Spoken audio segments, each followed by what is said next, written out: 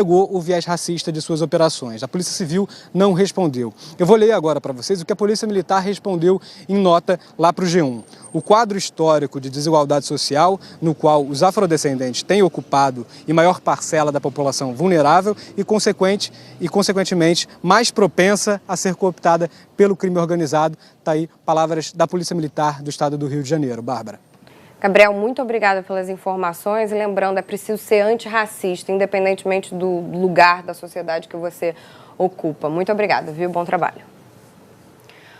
Ontem, essa imagem aqui correu o mundo. Um jovem branco que matou 2 homens durante um protesto antirracista em agosto do ano passado foi considerado inocente de todas as acusações. Em resposta, manifestantes foram às ruas em várias cidades. Em Portland, policiais foram encurralados numa garagem. Houve...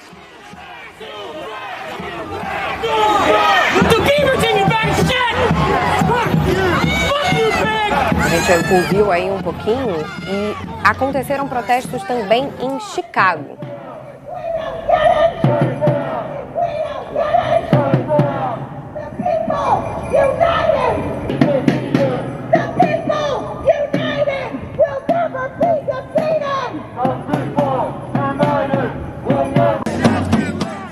Em Oakland, na Califórnia, também houve manifestação.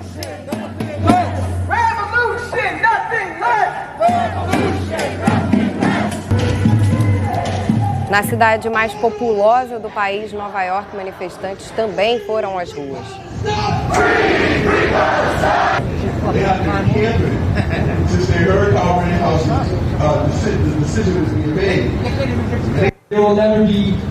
Em Kenosha, no estado de Wisconsin, onde Kyle Rittenhouse atirou e matou 2 manifestantes durante manifestações contra o racismo em agosto do ano passado. A decisão da justiça reacende no país o debate sobre a posse de armas e os limites da legítima defesa. O veredito foi recebido com indignação por parte do mundo político e da sociedade civil, mas celebrado por defensores do porte de armas. O grupo Black Voters Matter postou o seguinte: estamos decepcionados, mas não surpresos. Isso não é justiça, isso não é responsabilidade, porém, esta é a América. Já a Associação Nacional de Rifles comemorou uma milícia bem regulamentada, necessária à segurança de um Estado livre, assim como o direito do povo de possuir e portar armas não pode ser infringida. Nesse comunicado, o presidente americano Joe Biden pediu aos manifestantes que reagissem com calma. E o julgamento de ontem foi o capítulo final de uma história que começou no ano passado. A gente vai relembrar. No dia 23 de agosto de 2020, um policial branco atirou 7 vezes num homem negro, Jacob Blake, durante uma abordagem. Blake foi atingido nas costas e ficou paralisado da cintura para baixo. Isso tudo aconteceu na frente dos filhos dele. O caso levou uma multidão às ruas de Kenosha. Parte do protesto se transformou em vandalismo e saques. E aí, Kyle Rittenhouse, que tinha na época 17 anos, resolveu ir de outra cidade para o local da manifestação, alegando proteger as propriedades privadas de depredação. Rittenhouse levou um fuzil AR-15. O desfecho foi trágico: 2 manifestantes mortos e 1 ferido. Quem comentou a absolvição do jovem foi o tio de Jacob Blake, que ficou paraplégico na abordagem policial em agosto do ano passado. Ele disse que não ficou surpreso. Vamos ver. Surprised because in this city, my nephew was shot 7 times in the back and no charges were ever leveled. You have to understand, from day one, the judge had his hand on the scale. When your underlying guts are racism and the systemic runs through this whole system, from the judges to the police to everything, then you got, that's what you're gonna get. Aqui no Brasil a gente comentou, hoje dia 20 de novembro é dia da consciência negra e em várias cidades brasileiras houve atos para lembrar esse dia importante de luta contra a discriminação racial e a desigualdade social. No Rio de Janeiro, a programação foi em frente à estátua de Zumbi dos Palmares, o guerreiro negro que lutou contra a dominação branca no período colonial e foi morto no dia 20 de novembro. No ritmo do berimbau, teve celebração às tradições, às conquistas e às contribuições da cultura negra para o Brasil. Em Goiânia, os manifestantes levavam faixas que pediam um combate ao racismo. A polícia acompanhou o ato. Em Alagoas, a celebração da cultura negra foi na Serra da Barriga, território quilombola importantíssimo. Faixas pediam também a saída do presidente Jair Bolsonaro. Em Fortaleza, houve caminhada pelo centro com música. Os manifestantes levavam faixas reforçando que vidas negras importam e também pedindo a saída do presidente Bolsonaro. Em Belém, a caminhada foi no centro da cidade.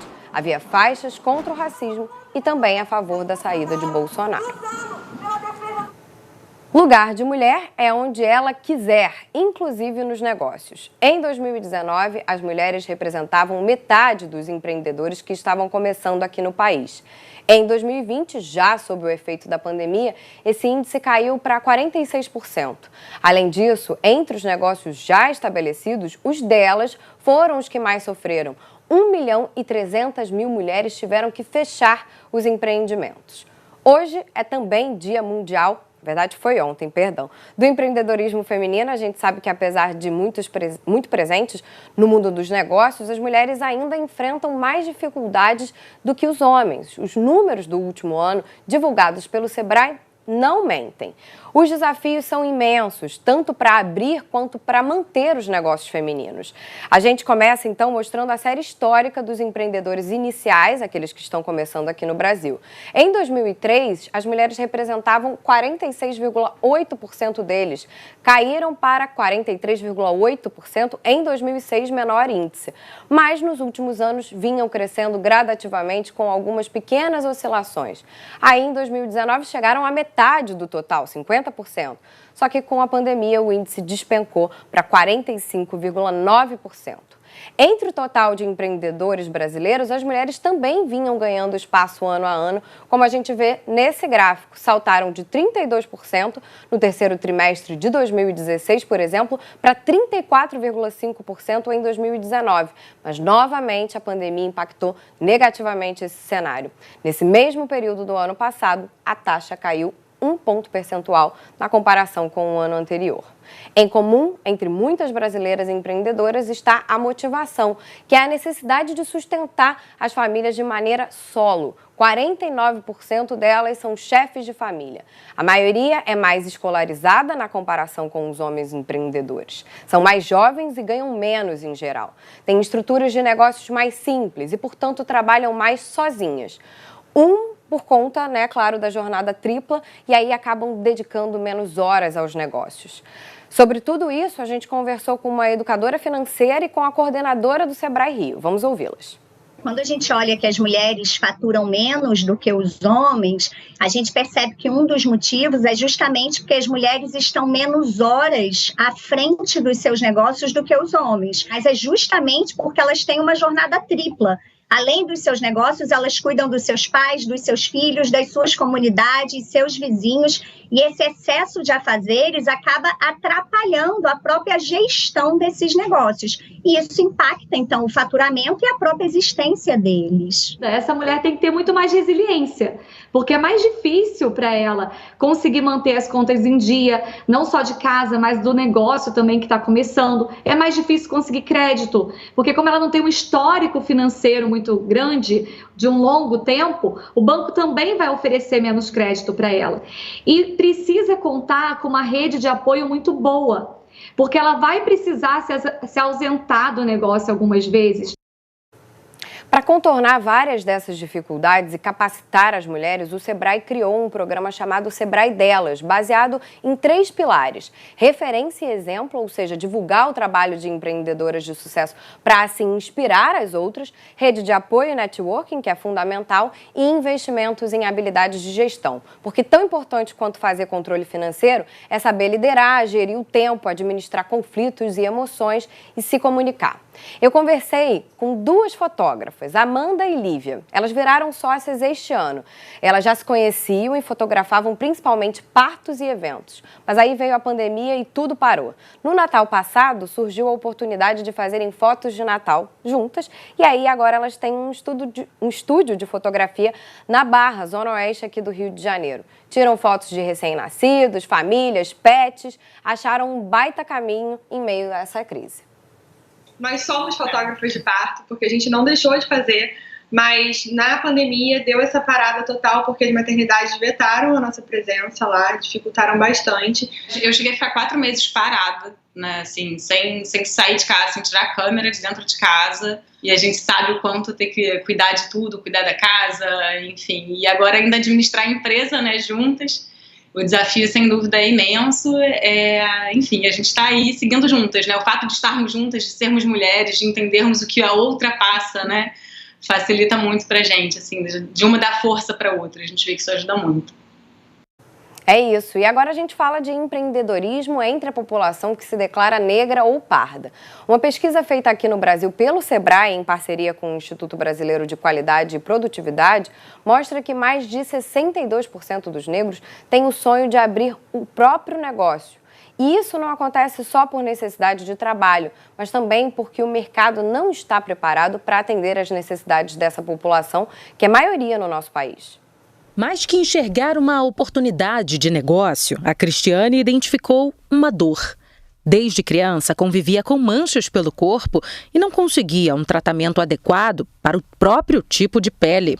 Por ter alergia a mosquito, então eu tenho a perna muito pigmentada na época. E eu comecei, gente, mas por que não tem tratamento? Só manda usar calça comprida, usar repelente. Como já tinha formação em biomedicina, ela se especializou em estética e passou a estudar tratamentos que valorizassem a pele negra. E isso atraiu outras mulheres que sentiam a mesma necessidade. Existe essa escassez de ter realmente profissionais nessa área da estética voltadas realmente para a pele negra. Um levantamento do movimento Black Money mostrou que o mercado de empreendedores negros movimenta cerca de 1 trilhão e 700 bilhões de reais por ano. Se considerarmos que 56% da população brasileira se consideram pretos ou pardos, o potencial econômico é ainda maior.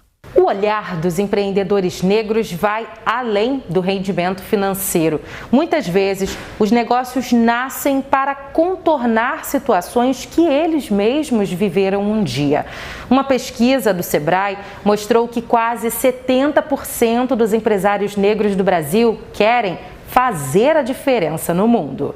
O empreendedorismo negro, muitas vezes, ele vai também endereçar problemas são de ordem coletiva, que deviam estar sendo, inclusive, endereçados pela esfera privada há muito tempo, mas não foram por causa do racismo estrutural. A negligência com as necessidades dos consumidores negros foi o que levou Maurício a deixar o cargo confortável em uma multinacional para enfrentar o desafio de ser um empreendedor negro no Brasil. Ele criou uma touca para cabelos afros, especialmente para natação. Nesse início, eu saí para fazer um trabalho de campo, uma pesquisa, apresentar o produto em vários ambientes e pessoas tirando sarro de mim, falando que eu era louco, que não tinha mercado para o meu produto. Onde já se viu negro nadar? Negro é bom para fazer maratona, negro é bom para correr. Maurício começou o negócio com um investimento próprio, bem diferente da realidade da maior parte dos empreendedores negros que busca abrir um negócio por necessidade. Olha só, a vida do empreendedor por si só, ela é muito solitária. Quando você fala do empreendedor negro, além de solitária, ela é cruel. A minha bisavó, que nasceu em 1888, ela foi jogada na rua. Morreu sem casa. A minha avó morreu com 76 anos de favor, morando de favor dentro da casa da minha mãe. Eu sou um ponto fora da curva que consegui comprar minha casa própria com 20 e poucos anos. E é exatamente a casa que o banco pede como garantia. Aí, lá na outra ponta, os grandes canais de vendas tradicionais do Brasil olham para os nossos produtos e diz que não tem público. Para esta economista, o racismo estrutural existente no Brasil prejudica tanto empreendedores quanto consumidores. A gente está num momento econômico bastante difícil para o Brasil, um momento onde a economia aí está batalhando muito para tentar conseguir percentuais muito pequenos de crescimento. E nesse contexto todo, as corporações enxergam o investimento em diversidade como um custo, quando na verdade é um investimento que precisa ser pensado dentro da estratégia global de qualquer corporação que queira se manter atual. A gente está falando do potencial consumidor daquela marca. Você vai ver daqui a pouco, por determinação do STF, foi solta a mulher que ficou mais de 100 dias presa, acusada de furtar água da Companhia de Saneamento de Minas Gerais. A gente volta já já.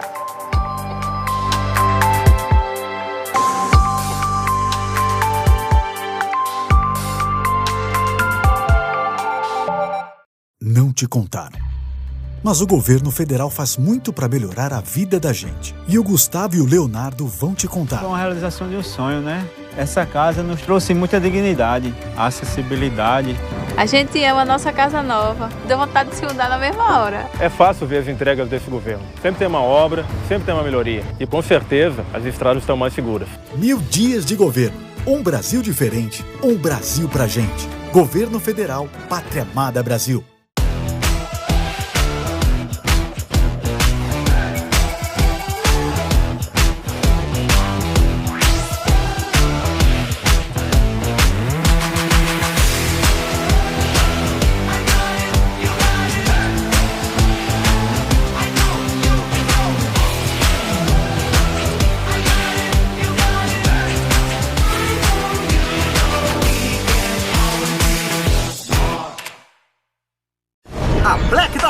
Chegando aqui no Multishow para levantar o seu astral e trazer aquele show de ofertas que você conhece. Dia 25 de novembro, ao vivo, tem Black das Blacks, na TV e nas redes sociais do Multishow e do Magalu. History is filled with almosts. Those who almost adventured, who almost achieved. Then there are others. The ones who embrace the moment and commit. They calm their minds and steel their nerves with 4 simple words, whispered since the time of the Romans. Fortune favors the brave.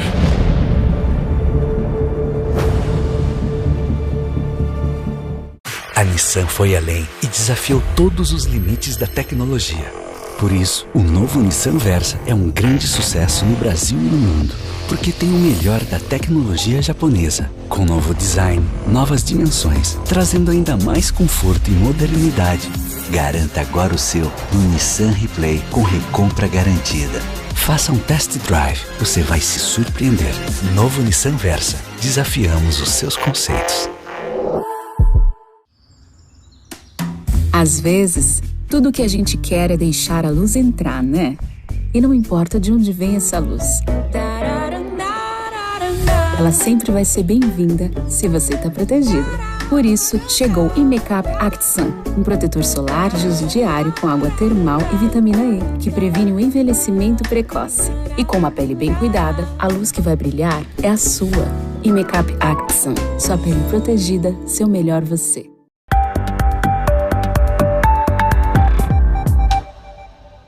Nossa conversa hoje é com o ex-juiz da Lava Jato, ex-ministro da Justiça e Segurança Pública, Sérgio Moro. Estava no exterior e um rapaz me disse: Moro, é verdade que você abandonou o Brasil? Aquilo foi um tiro no meu coração. Surgiu a opção de tentar voltar e buscar essa reforma através do sistema político. Eu vou fazer que nem o juiz Sérgio Moro na Lava Jato insistir. É candidato à presidência, sim ou não? O Brasil não existe sem a matriz africana, sem a população africana. Em 1867, em torno disso, teve o primeiro censo brasileiro e que mostrou que o Brasil era africano. Ali, a coroa pirou. Todo mundo tem história ancestral para contar. Eu nunca tive a minha. Como fazer o teste de DNA? O que for vai ser. Eu sou, entende? Eu tô aqui, eu existo. Angola! Você tá me convidando pra ir pra África? Gente, é claro que eu quero ir. Como não?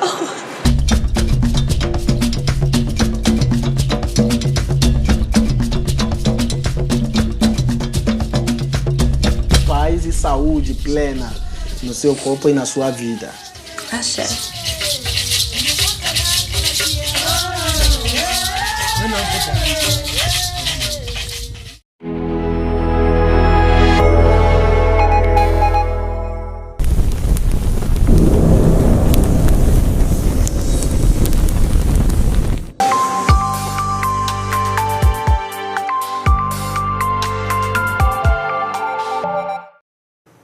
Foi solta a mulher de 34 anos acusada de furtar água da Copasa, a Companhia de Saneamento de Minas Gerais. Fabiana Soares da Silva ficou presa por mais de 100 dias na penitenciária de Uberlândia.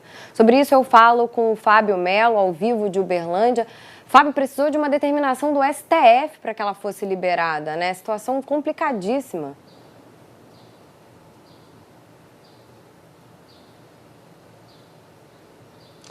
Bem difícil, viu, Bárbara? Boa tarde para você, para todos que nos acompanham. Olha, a Fabiana Soares da Silva, de 34 anos, saiu da penitenciária de Uberlândia 1 ontem por volta das 9h30 da noite. Ela teve a prisão revogada pelo ministro Alexandre de Moraes, do Supremo Tribunal Federal, e ela estava presa há mais de 100 dias. A prisão dela ocorreu no distrito de Dolearina, município de Estrela do Sul, fica bem perto aqui de Uberlândia, em julho. Isso depois que ela foi acusada de furtar água da Companhia de Saneamento de Minas Gerais, a Copasa. Na época, o imóvel onde ela vivia teve o abastecimento de água interrompido por conta da falta de pagamento das faturas de água. E aí, os técnicos da Copasa foram até o imóvel e constataram que o lacre que tinha sido colocado da primeira vez tinha sido violado. Naquele momento, o companheiro da Fabiana também foi preso, só que depois ele foi liberado depois de uma audiência de instrução. A Defensoria Pública de Minas Gerais tomou conhecimento do caso depois que a Fabiana escreveu um bilhete contando que estava presa durante todo esse tempo por furtar água. E aí entrou com um pedido de habeas corpus que foi, então, aceito e a prisão revogada na última quarta-feira. E ficou essa expectativa de quando ela seria liberada. Em nota, a Copasa disse que a Fabiana foi presa porque essa prisão ocorreu por um conjunto de fatores, um conjunto de delitos. Ela foi presa por furto qualificado, resistência, desobediência e desacato, porque teve uma confusão ali no momento, a polícia foi acionada e aí no meio dessa resistência que ela teria sido presa em flagrante. Eu volto com você, Bárbara. Muito obrigada pelas informações. Bom trabalho. O presidente de Belarus, Alexander Lukashenko, admitiu que pode ter sim ajudado migrantes a chegar na União Europeia. Foi uma resposta a várias acusações vindas da União Europeia e de organizações internacionais de que Lukashenko queria fabricar uma crise migratória no bloco europeu. Quem traz outras informações para a gente sobre esse assunto seria o Pedro Vedova, mas a gente não conseguiu conexão com ele, né? Uma situação realmente que vem chamando a atenção não só de agora, há muitos anos, essa questão da crise migratória, com alguns picos na Europa, né? Mas a gente vai tentar restabelecer aí essa conexão com o Pedro. Enquanto isso, a gente vai ouvir o que disse Lukashenko. Vamos dar uma olhadinha. Их не пропустили. И вот там началась эта потасовка. Поляки включили водометы и начали их поливать в нарушение всех норм и правил. Что мы обнаружили сегодня? Вы туда ядохимикаты подмешали, пестициды и гербициды. Это то, что тараканов травят и сорную растительность уничтожают. Вот как было. То есть возьмите в целом эти эпизоды, и мы вам это докажем, потому что этому есть свидетельства, зафиксированные. Ты знаешь, что нельзя даже оружие поворачивать в сторону сопредельной территории? Tá certo. Bem, a gente conseguiu, então, estabelecer a conexão com o Pedro Vedova. A gente sabe, a situação está tão difícil, né, Pedro, que algumas pessoas já desistiram de tentar a entrada no bloco europeu. Obrigada por conversar com a gente aqui. Bom falar com você. Vamos falar contigo também, Bárbara. Boa tarde aí para todo mundo no Brasil. Pois é, o Lukashenko deu uma entrevista num tom muito autoritário, como se fosse, de fato, o último ditador da Europa, como ele é conhecido por aqui. E ele falou que é absolutamente possível mesmo que as forças de segurança tenham deixado os imigrantes passarem por Belarus na direção de Polônia, Lituânia e Letônia, que são esses países vizinhos do país dele. E ele disse que eles fizeram isso porque tem bom coração e é por isso que ele não vai investigar o que aconteceu.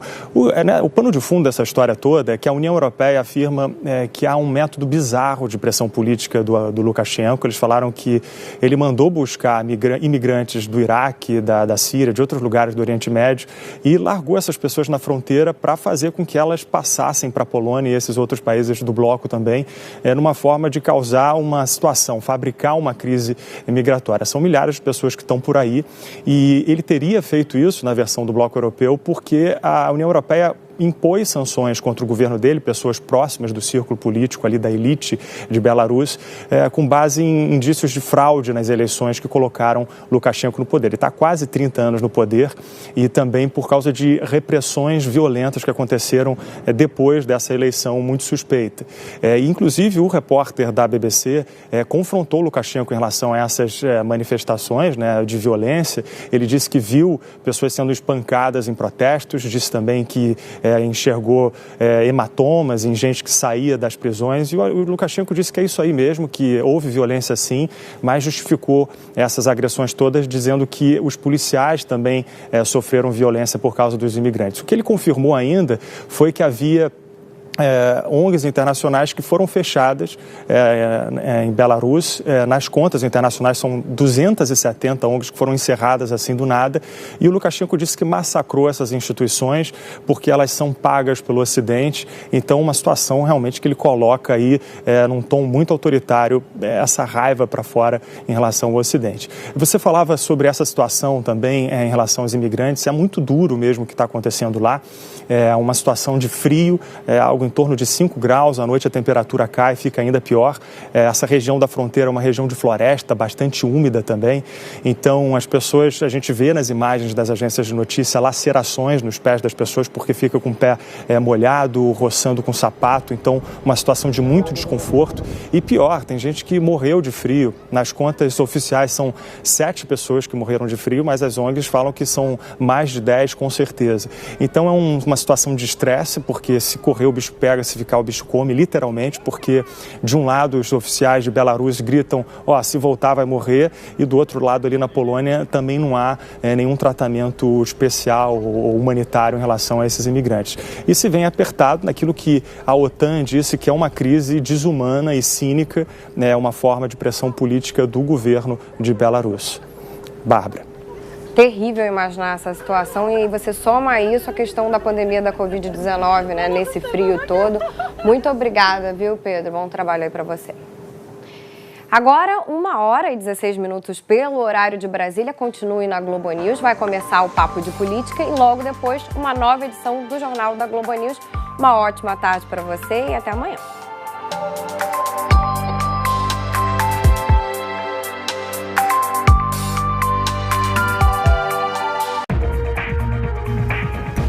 Edição do meio-dia. Oferecimento Crypto.com, o app de criptomoedas que mais cresce no mundo.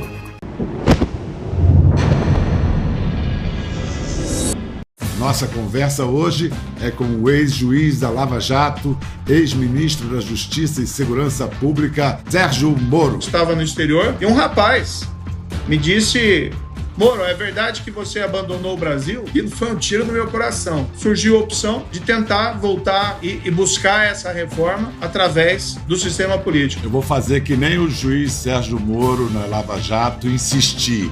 É candidato à presidência, sim ou não?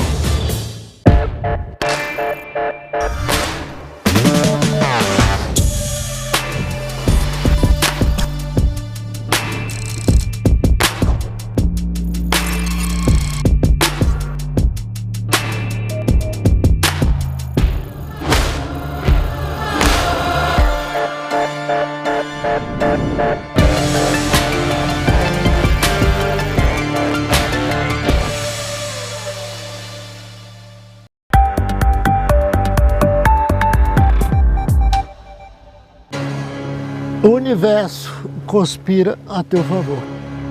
O que tu quer mais, Edu? O senhor sabe o que o silêncio é? É uma história de amor. O facão enfrentando a artilharia.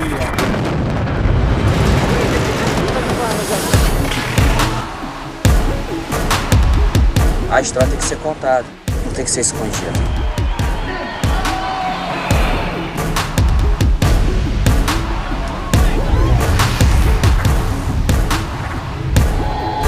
Entendeu?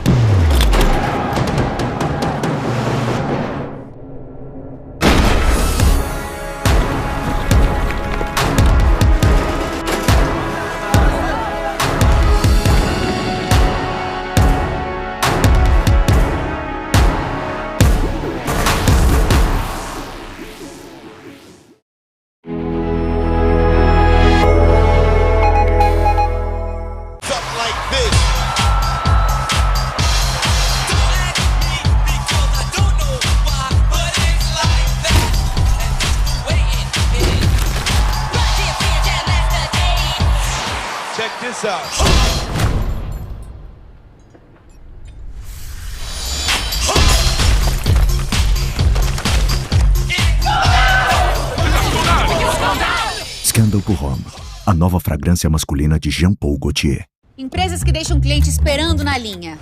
Não seja essa empresa. Com Take Blip você tem automação e atendimento humano transformando isso nisso.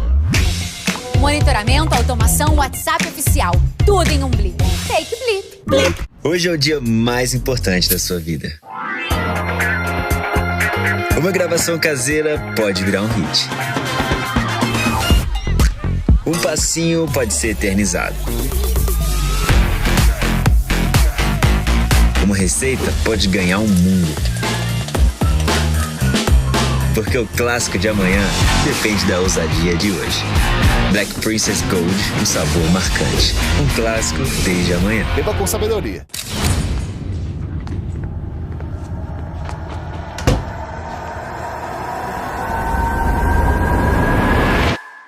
Venci.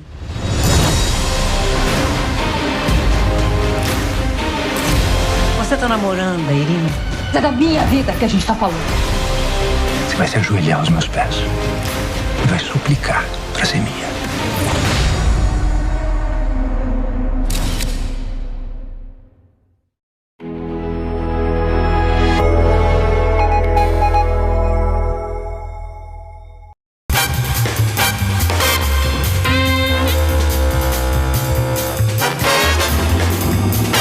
Papo de política.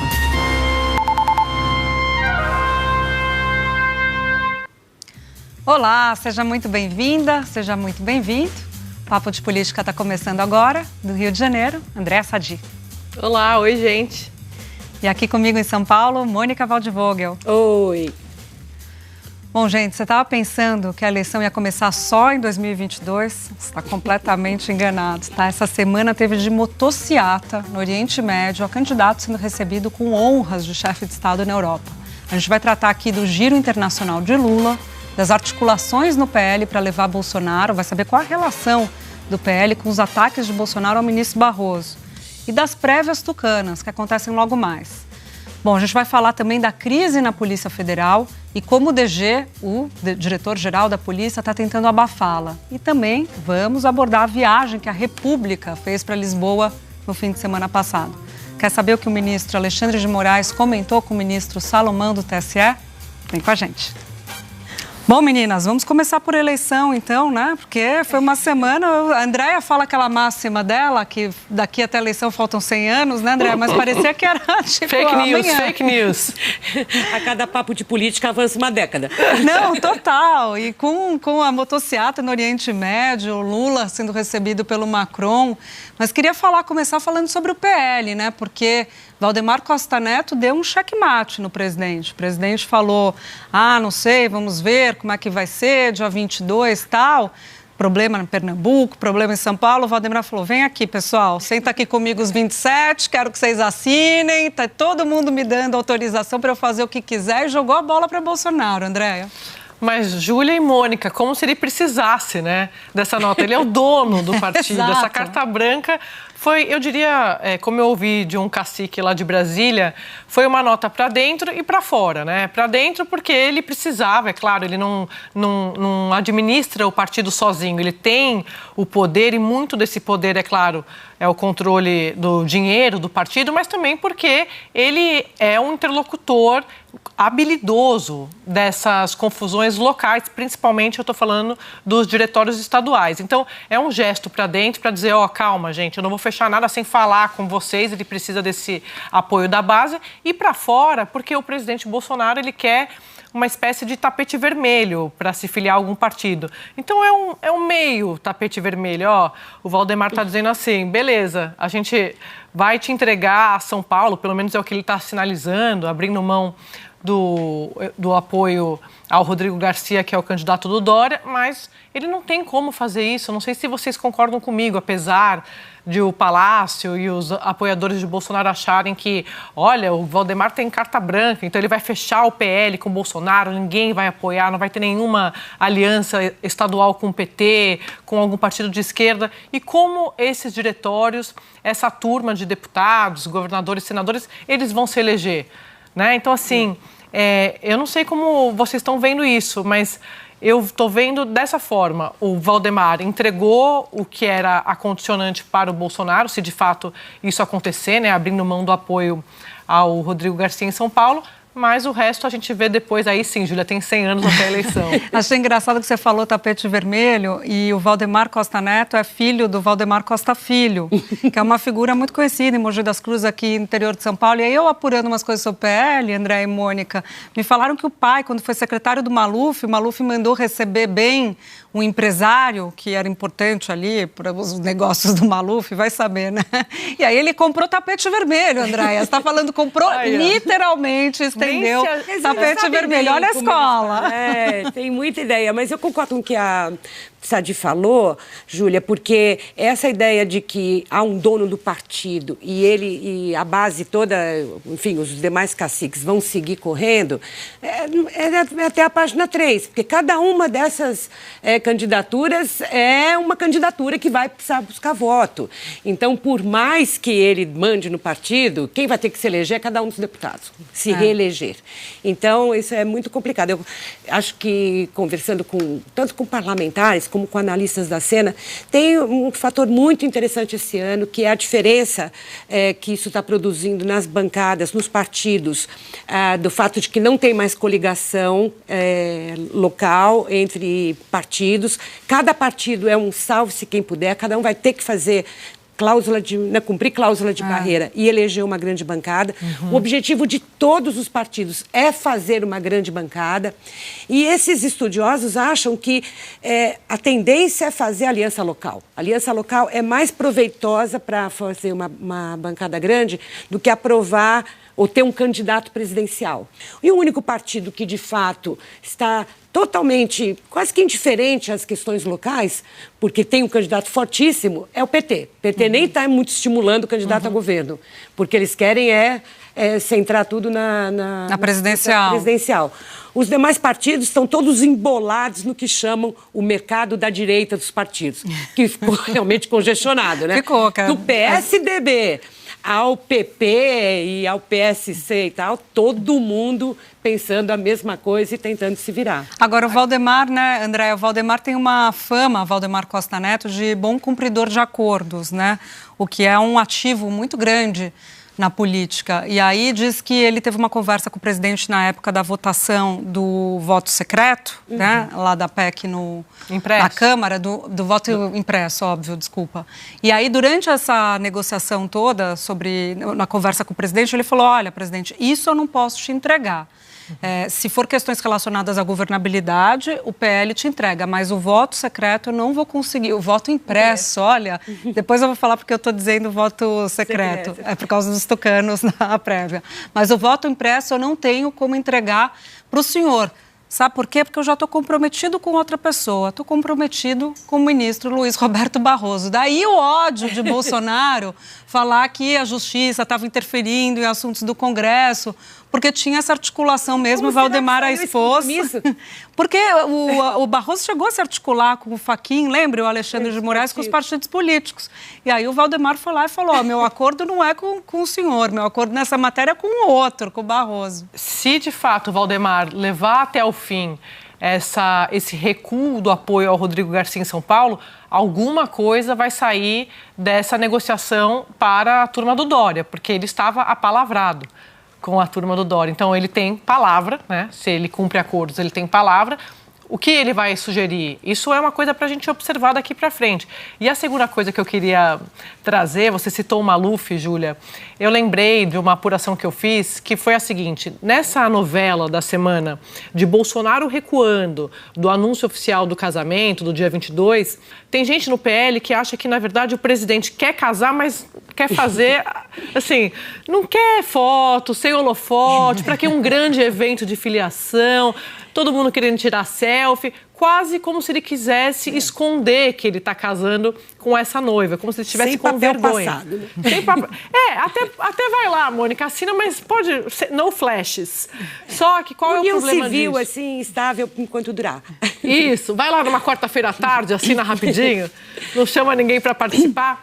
Mas o Centrão, se a gente for lembrar aqui, quando começou essa aproximação com esses caciques, né, os importantes, por exemplo, o Arthur Lira, não sei se vocês vão se lembrar, mas tem uma selfie clássica do Lira no Palácio do Planalto com o presidente Bolsonaro, que ganhou as redes sociais.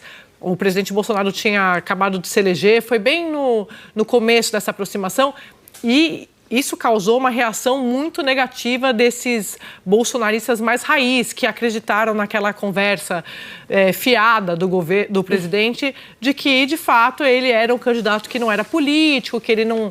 O general Heleno falando que o Centrão pega ladrão, e o Arthur Lira, dentro do Palácio do Planalto, ainda não presidente da Câmara, fazendo uma foto. Então, ali... começou essa movimentação do seguinte, a gente vai fazer acordo com você, a gente fecha com você, mas não vai ser às escondidas, vai ser às claras. E isso, para o presidente Bolsonaro, é uma questão, a questão da imagem, da repercussão nas redes sociais, porque a gente sabe como isso pesa para ele.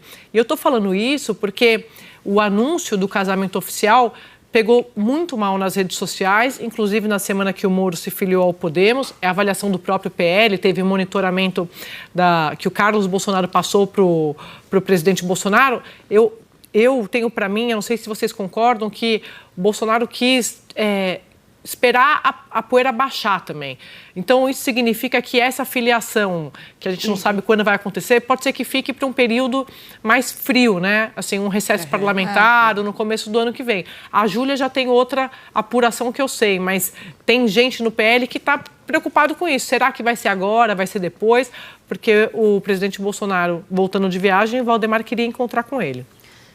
O pessoal no PL dizia assim, mas por que Bolsonaro vai se filiar agora? Diziam isso, Mônica. Ele pode se filiar até abril do ano que vem. Para que vai comprar essa briga tão agora nesse vai e volta? E aí, essa data do 22 que a Andréia falou, né, que ele ficou receoso, Valdemar também queria ter garantias das situações nos estados que Valdemar não podia entregar, como a questão de São Paulo. Por quê? Porque tem que esperar a prévia, que é no 21, a prévia tucana.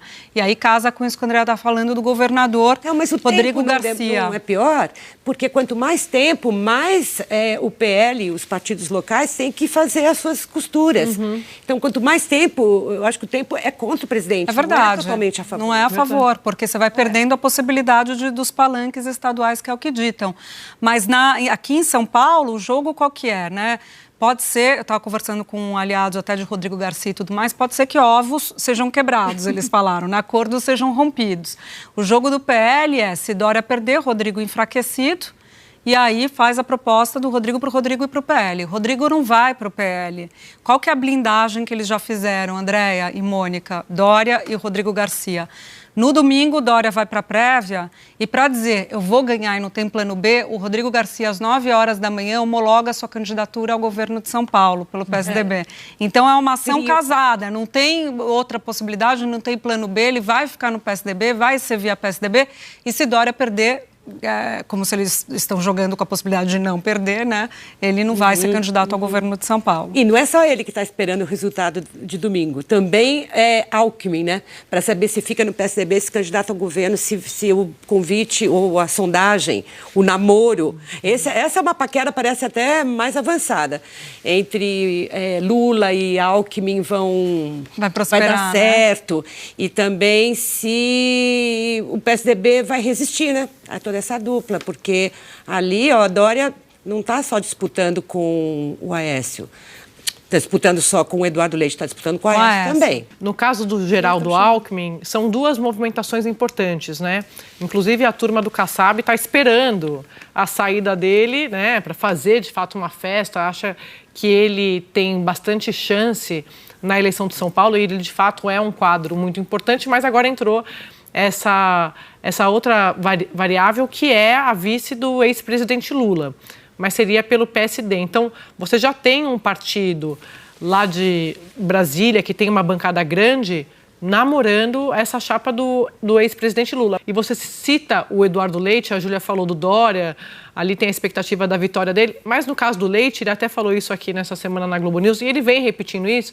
Olha, eu não estou apto a ser vice de ninguém. É um pouco de um balde de água fria para esses partidos, por exemplo, o PSD, o próprio Moro no Podemos, porque eles estavam achando que poderia ter algum tipo de composição com o Eduardo Leite. Ó, o Eduardo Leite pode até sair do partido, se ele perder as prévias. Leite também não vai sair do partido, pelo menos é o que ele tem repetido, e ele não vai renunciar ao mandato lá do Rio Grande do Sul para fazer qualquer outra coisa que não seja liderar o processo, como ele fala, né? Ser candidato à presidência da República. Então, ele conversou com o Pacheco, a gente contou aqui no Papo, ele conversou com o Moro, a gente contou aqui, mas desde que essa conversa signifique que ele vá ser a cabeça de chapa.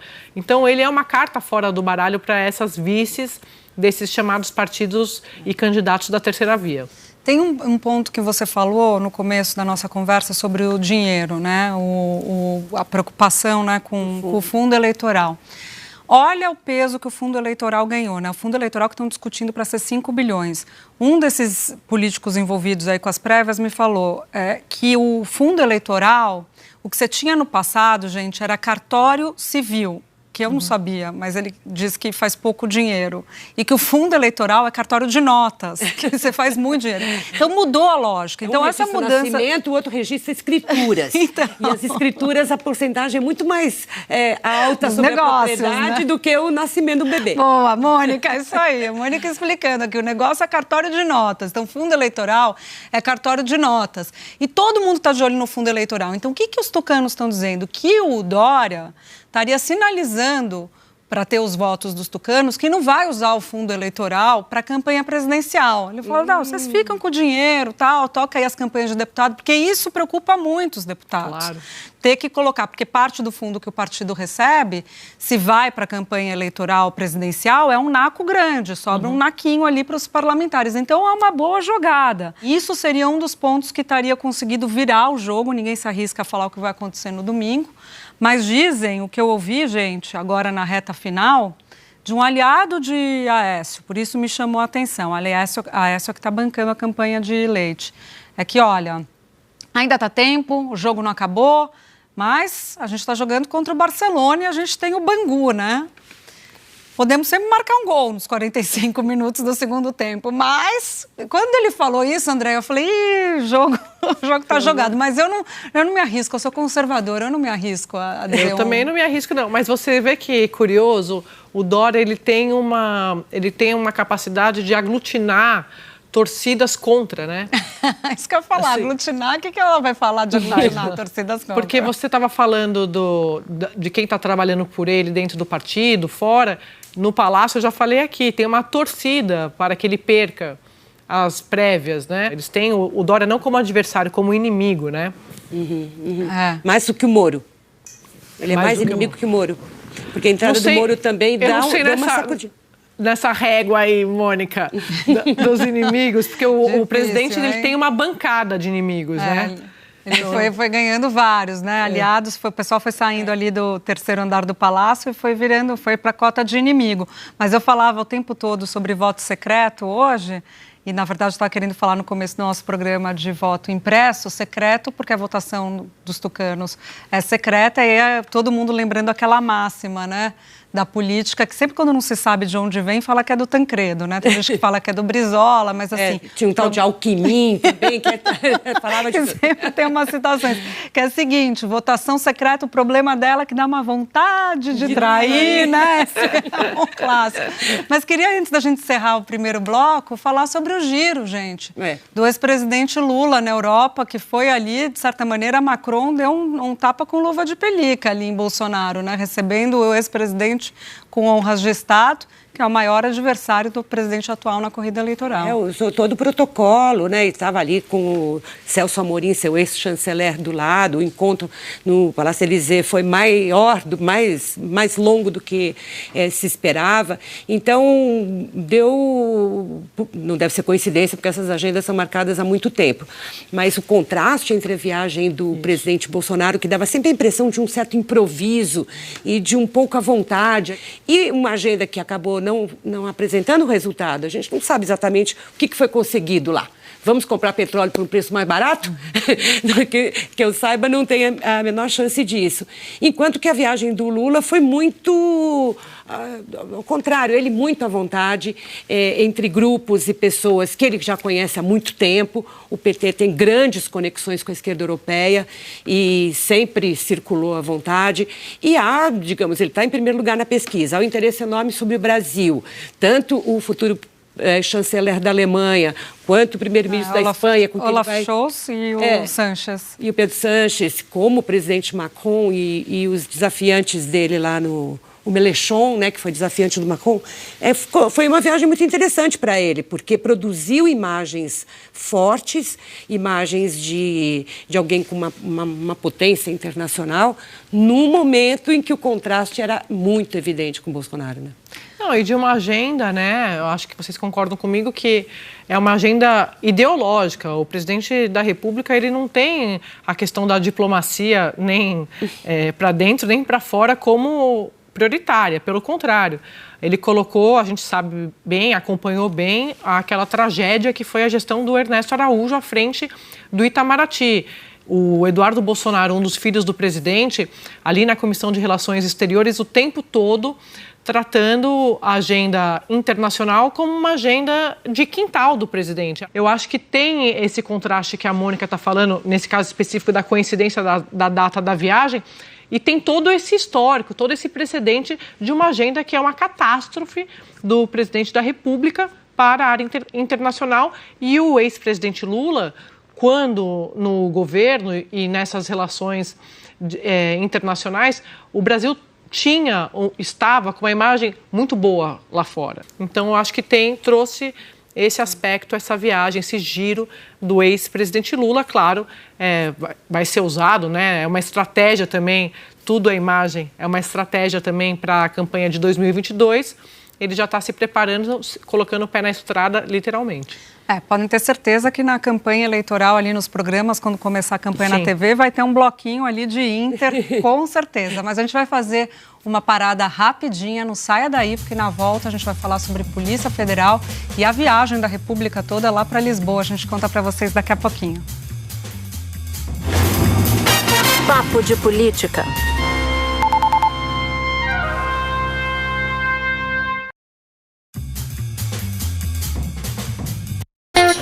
Gillette Mach 3 é o aparelho perfeito para começar bem o dia. Suas lâminas mais afiadas deslizam sem esforço. Tecnologia para um barbear confortável. Você está pronto para o seu barbear perfeito. Eu sou o Cauê Fabiano e vim te contar uma novidade. Chegou Inteligência Financeira. É para quem vai começar do zero, mas para quem já investe também. Vem conhecer. Siga IF nas redes sociais.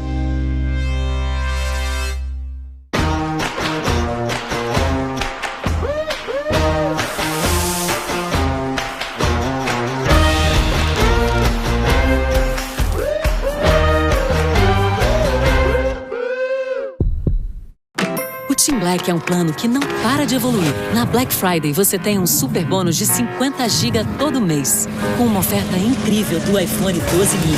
Traga seu número e viva essa experiência. TIM, imagine as possibilidades. Amigão, opa, a documentação aí tá toda errada, hein? Eu acabei de comprar. De quem? De um cara nos classificados.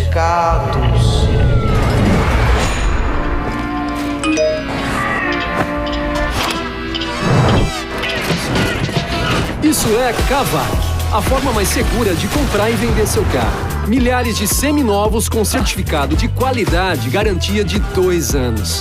O carro que você quer está na Kavak.com. Cabelo, liso encaracolado, cabelo, crespo, curto ou esticado, cabelo. Eu me sinto empoderada, mais forte, realizada, cuido bem do meu cabelo.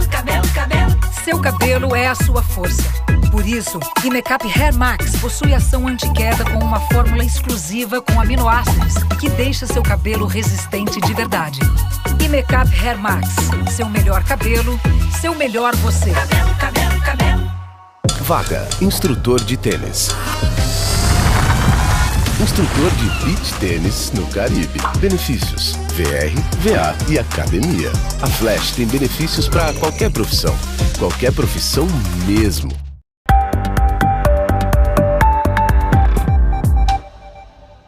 Nossa conversa hoje é com o ex-juiz da Lava Jato, ex-ministro da Justiça e Segurança Pública, Sérgio Moro. Estava no exterior e um rapaz me disse: Moro, é verdade que você abandonou o Brasil? Aquilo foi um tiro no meu coração. Surgiu a opção de tentar voltar e buscar essa reforma através do sistema político. Eu vou fazer que nem o juiz Sérgio Moro na Lava Jato insistir.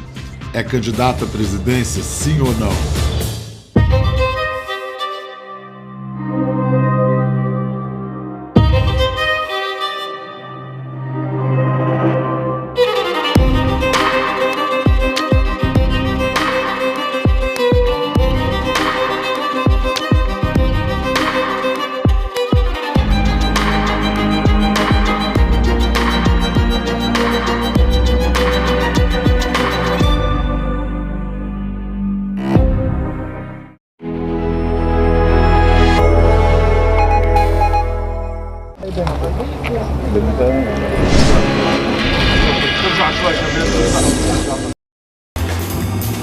Papo de política.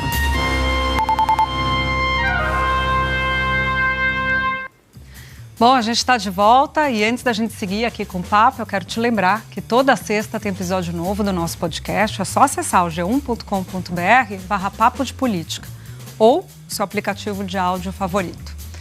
Bom, como a gente tinha prometido, a gente vai falar agora da crise na Polícia Federal, porque o DG, chamado diretor-geral, Maiorino, está sob crítica, né, sob ataques, melhor colocando, dos seus próprios pares. Acho que a Polícia Federal já vem numa crise, né, Mônica, desde a época ali da denúncia de interferência na própria polícia pelo Moro, Rio de Janeiro, Superintendência de Pernambuco, depois a saída do superintendente do Amazonas, agora na SR do DF, que eles chamam, que é a Superintendência Regional do Distrito Federal, que também saiu a cúpula. Vários delegados foram colocados de lado, um deles que participou de uma operação ali para busca e apreensão do telefone do Salles, enfim.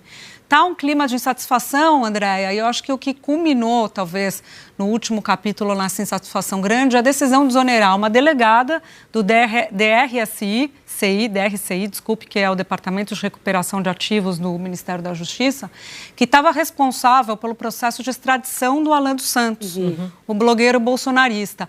Essa delegada, eu fui apurar, ela é alguém muito séria. Ela, de acordo com as minhas fontes na polícia, ela é uma das pessoas que mais entendem de área internacional na Polícia Federal hoje. Ela atuou, inclusive, na área internacional, é muito respeitada, foi colocada no posto já no governo Bolsonaro, quer dizer, não é alguém que estava lá, colocada por gestão anterior nesse posto do RCI. E, ao que tudo indica, o pessoal estava querendo que ela desse um parecer contra. Ela não fala isso, não comentou isso com pessoas com quem ela conversou, mas a impressão que você tem na polícia é que havia um clima, o chefe dela é amigo dos filhos do Bolsonaro, o tal do Santini, aquele que foi de avião para a Índia e acabou exonerado quando estava na Casa Civil, trabalhando com o Onix. Pois bem, ele é o chefe dela, era o chefe dela, e a impressão que pares dela na polícia tiveram, esses pares, é de que queriam que ela fizesse um relatório, um parecer contra a extradição. E ela é técnica, não fez um parecer contra a extradição. E teve outra exoneração importante, que é a do chefe do Departamento Antiterrorismo, o José Fernando Chui. Ele foi à Câmara e, até com bastante parcimônia, criticou o projeto de lei antiterrorismo. E essa crítica desagradou o governo, tiraram ele do cargo. Quer dizer, eles desoneram com a maior facilidade, tira o cara daqui, a comissão bota ele como um delegado lá de início de carreira, sem cargo especial, a elite da Polícia Federal, né? Eu conversei com, alguns dos principais interlocutores dentro da Polícia Federal que estão acompanhando essa crise, delegados, agentes, e eles me relataram, meninas, que nunca viram uma situação de interferência como isso está acontecendo agora. Para a gente explicar e tentar traduzir o que está acontecendo, todos os lugares, os principais lugares no Brasil, as superintendências que têm algum tipo de caso envolvendo o familiar do presidente Bolsonaro, o aliado do presidente Bolsonaro, aliado do governo federal, houve uma mexida, houve uma alteração, uma mudança. Então, pode ser uma coincidência ou pode ser uma interferência, como me disse uma dessas fontes das mais importantes dentro do órgão. Então, o que isso causa nesse momento? Um temor, é óbvio, de que cada vez mais a autonomia da polícia está sendo minada em troca desse favorecimento a aliados, enfim, é uma blindagem, né? Eu acho que a gente pode usar essa palavra. Agora, o que mais me surpreende quando a gente fala do atual diretor-geral, que também foi uma troca, né? Porque, para a gente lembrar, quando o Moro saiu do governo, naquela confusão, saiu o Maurício Valeixo, que era o então DG, o presidente Bolsonaro queria, e ele diz isso, inclusive disse no depoimento dele, que ele queria mais interlocução com o DG. A interlocução com o DG, no caso do presidente, na visão dessa turma com quem eu converso lá dentro, é pegar o telefone e fazer pedidos. Mas isso é simplesmente o oposto do que é uma Polícia Federal independente. Então, o que o atual DG está fazendo? Ele está, como a gente contou aqui, com problemas internos, né? Está sendo alvo de críticas, de questionamentos. Então, ele passou a acenar com algum tipo de benefício, algum tipo de agrado. E eu estou falando, Mônica, em reajuste, eu estou falando em discussão de benefícios que eram pleitos antigos e justos. Saúde, né? Como em qualquer categoria você pode fazer e você deve fazer reivindicações, mas o Maiorino, quando ele acena de forma positiva, com o sinal verde de que ele vai fazer, de que ele vai tocar, por exemplo, a questão do plano de saúde da Polícia Federal, ele dá um jeito de dizer que ele está em interlocução com o presidente da República, de que o presidente está participando ou deu aval para essa negociação, para esses avanços, está apoiando esse benefício para a categoria. E aí eu me lembrei, é claro, do que a gente vem discutindo dentro da PEC dos precatórios. Esse espaço fiscal que vai abrir e vai ter, sim, um monte de categoria pedindo reajuste, porque o presidente também sinalizou que vai dar aumento para todo mundo. Foram as duas coisas que o presidente falou que deram mais repercussão nessa viagem. Primeiro, a crise no INEP, ele teve de repercutir, parece a Polícia Federal, né? E o aumento para os servidores. Todo mundo do Ministério da Economia, ao líder do governo no Senado, disseram não tem espaço, não há o que fazer para esse reajuste. Mas ele sempre tem uma queda e uma preferência pelas polícias. Pois é. Então, o aumento para a polícia não seria tão impactante como dá para todo o funcionalismo. Hoje, a folha de pagamento de ativos e inativos da polícia é de 5 bilhões e 700 milhões de reais. Então, um aumentozinho ali, um reajuste, uma correção pela inflação, cabe dentro desses pequenos espaços que o teto vai abrindo. Depois eles gastam 40 milhões com o plano de saúde atual, mais 100 milhões com vários penduricalhos que existem lá, benefícios que já existem, que também teriam um reajuste. O único problema, segundo a minha fonte nas contas públicas lá, é que depois de dar aumento para a Polícia Federal, como você segura instituições fortíssimas, como a Advocacia Geral da União, Receita Federal, Tesouro Nacional. E essa é a elite do funcionalismo, que sempre é a que maior rendimento tem, maior salário, e que tem mais poder de pressão. Isso. E a base mesmo não consegue ser. Eu ouvi da polícia assim, a janela de oportunidade, né? Porque tem um ministro que é corporativista, que é quase, alguns chamam sindicalista, então o ministro estaria a favor, está a favor na Polícia Federal dos pleitos, o presidente que quer eleitoralmente sinalizar para a polícia, então você tem o que eles chamam de janela de oportunidade. Bom, a gente está falando aqui de polícia, estamos falando de justiça, de certa maneira, a gente queria falar um pouquinho da viagem desse fim de semana passado, né, desse feriado para Lisboa, porque grande parte da República, presidente da Câmara, presidente do Senado, ministros do STF, ministros do governo Bolsonaro foram para Lisboa, onde estava acontecendo um fórum do Judiciário. Vamos dar uma olhadinha como foi esse encontro.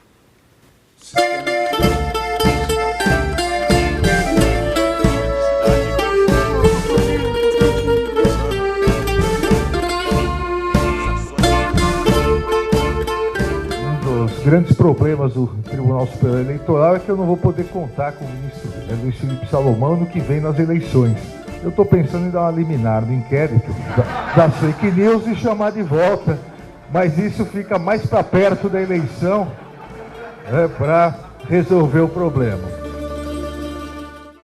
Andréa falou em liminar no inquérito das fake news, tem gente que já dá uma tremida, né? Alexandre de Moraes, /liminar, /fake news. Não, e para trazer o Salomão de volta.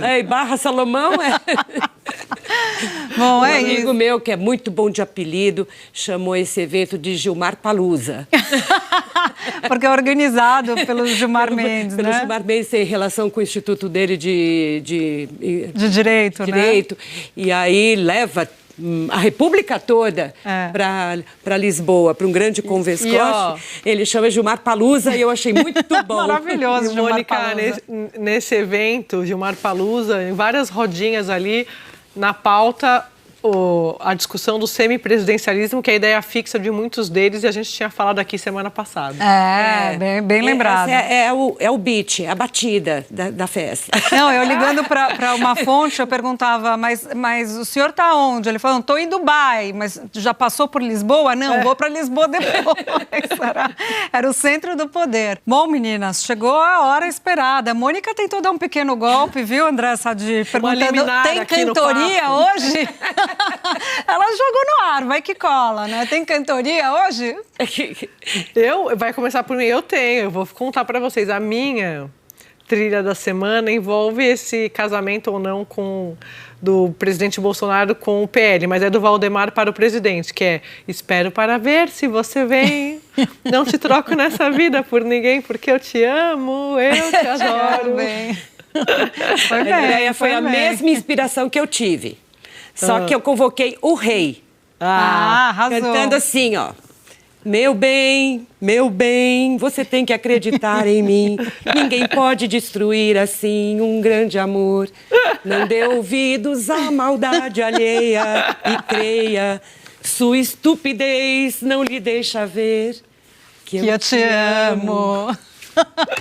Genial, gente. Muito bom. Vocês vieram forte. Você foi com o rei, eu vou com o parceiro do rei. De casamento, de amor, de noivado, entendeu? A gente fica inspirado. Não, foi demais, foi demais. Eu vou com o parceiro do rei, Erasmo Carlos. Eu vou para as prévias tucanas, eu vou usar 2 trechos do Mesmo Que Seja Eu. O primeiro é quando o tucano sabe que foi derrotado. Sei que você fez os seus castelos e sonhou ser salva do dragão. Desilusão, meu bem, quando acordou estava sem ninguém. Aí se dá com a realidade, que vai ter que aguentar o outro que ganhou. O pragmatismo. Aí canta. Filosofia, poesia, é o que dizia a minha avó. Antes mal acompanhada do que só. Aí vai ter que encarar o day after. A semana foi inspiradora. Foi inspiradora. Andréa Sadi, muito obrigada. Beijo para você. Mônica também. Até a próxima. E, bom, nesse domingo tem Enem, que é o Exame Nacional do Ensino Médio. Um exame que acontece num momento de muita crise no INEP, que é um instituto ligado ao Ministério da Educação que organiza o Enem. houve uma debandada de 37 servidores. Depois, parte desses servidores disse que houve tentativa de interferir na prova. Questões foram retiradas. O jornal Estado de São Paulo, essa semana, falou que 24 questões foram retiradas. Só 13 voltaram, 11 continuaram censuradas. Enfim, a gente quer discutir esse tema, essa questão com vocês, lembrando de outras demissões e também outros problemas nesse instituto que é tão relevante para a educação brasileira.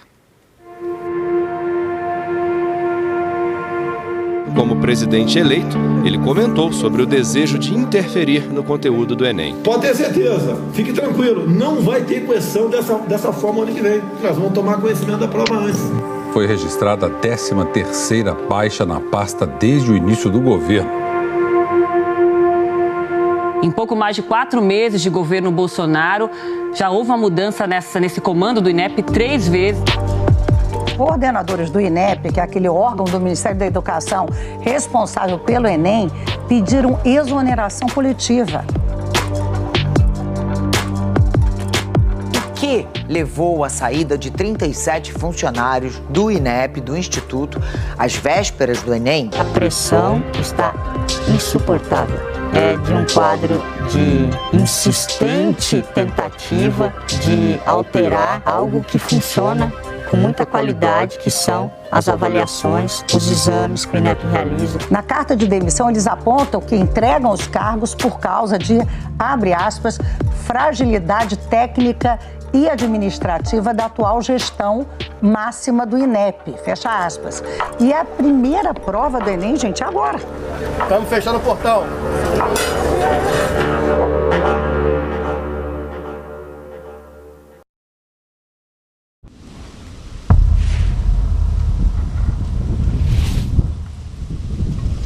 Nossa conversa hoje é com o ex-juiz da Lava Jato, ex-ministro da Justiça e Segurança Pública, Sérgio Moro. Estava no exterior e um rapaz me disse: Moro, é verdade que você abandonou o Brasil? E foi um tiro no meu coração. Surgiu a opção de tentar voltar e buscar essa reforma através do sistema político. Eu vou fazer que nem o juiz Sérgio Moro na Lava Jato insistir. É candidato à presidência, sim ou não?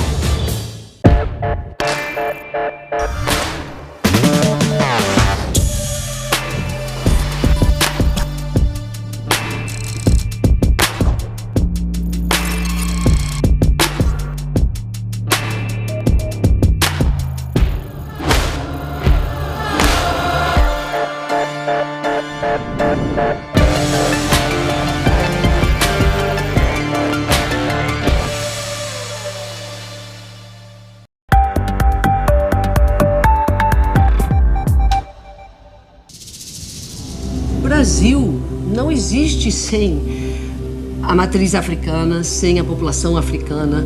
Em 1867, em torno disso, teve o primeiro censo brasileiro e que mostrou que o Brasil era africano. Ali, a coroa pirou. Todo mundo tem história ancestral para contar. Eu nunca tive a minha. Como fazer o teste de DNA? O que for vai ser. Eu sou, entende? Eu tô aqui, eu existo. Angola! Você tá me convidando pra ir pra África? Gente, é claro que eu quero ir. Como não?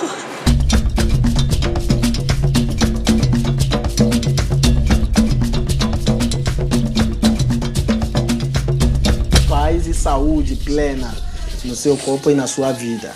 Axé.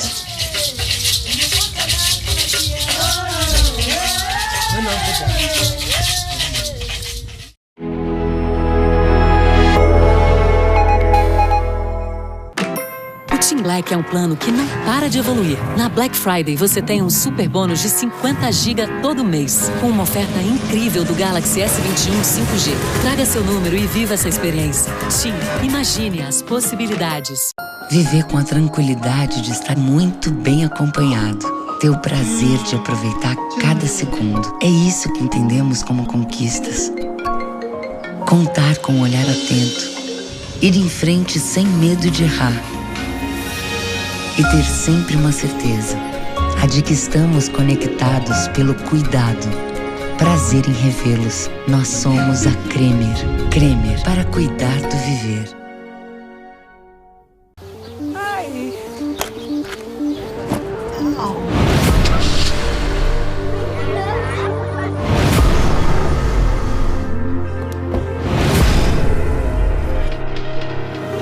Há 150 anos, sabe o que a tecnologia dos pneus Continental faz? Conecta você ao seu próximo destino. Continental, pneus de tecnologia alemã. Quer sentir mais leveza nas suas pernas? Com Varicel, basta um comprimido diário para evitar as dores e o inchaço, melhorando o retorno venoso e a resistência vascular com ação anti-inflamatória. Coloque um momento Varicel no seu dia.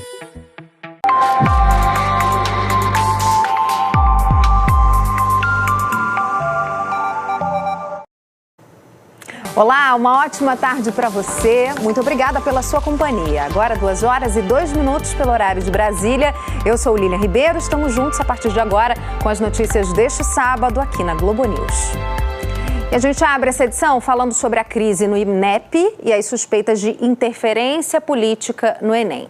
O ministro Valton Alencar Rodrigues, que é do Tribunal de Contas da União, propôs que o plenário do TCU avalie se as questões do Exame Nacional do Ensino Médio atendem a critérios técnicos. Essa sugestão vem depois de uma série de denúncias de servidores e também depois da fala do presidente Bolsonaro essa semana, dizendo que as questões da prova começaram a ter a cara do governo. Raquel Porto Alegre chega aqui para trazer os detalhes para a gente, ao vivo de Brasília. Raquel, boa tarde para você. Importantíssimo a gente lembrar, né? Amanhã, pouco mais de 3 milhões de estudantes vão fazer essa primeira prova e a gente tem agora essa questão chegando ao Tribunal de Contas da União envolvendo o Enem. Boa tarde, querida.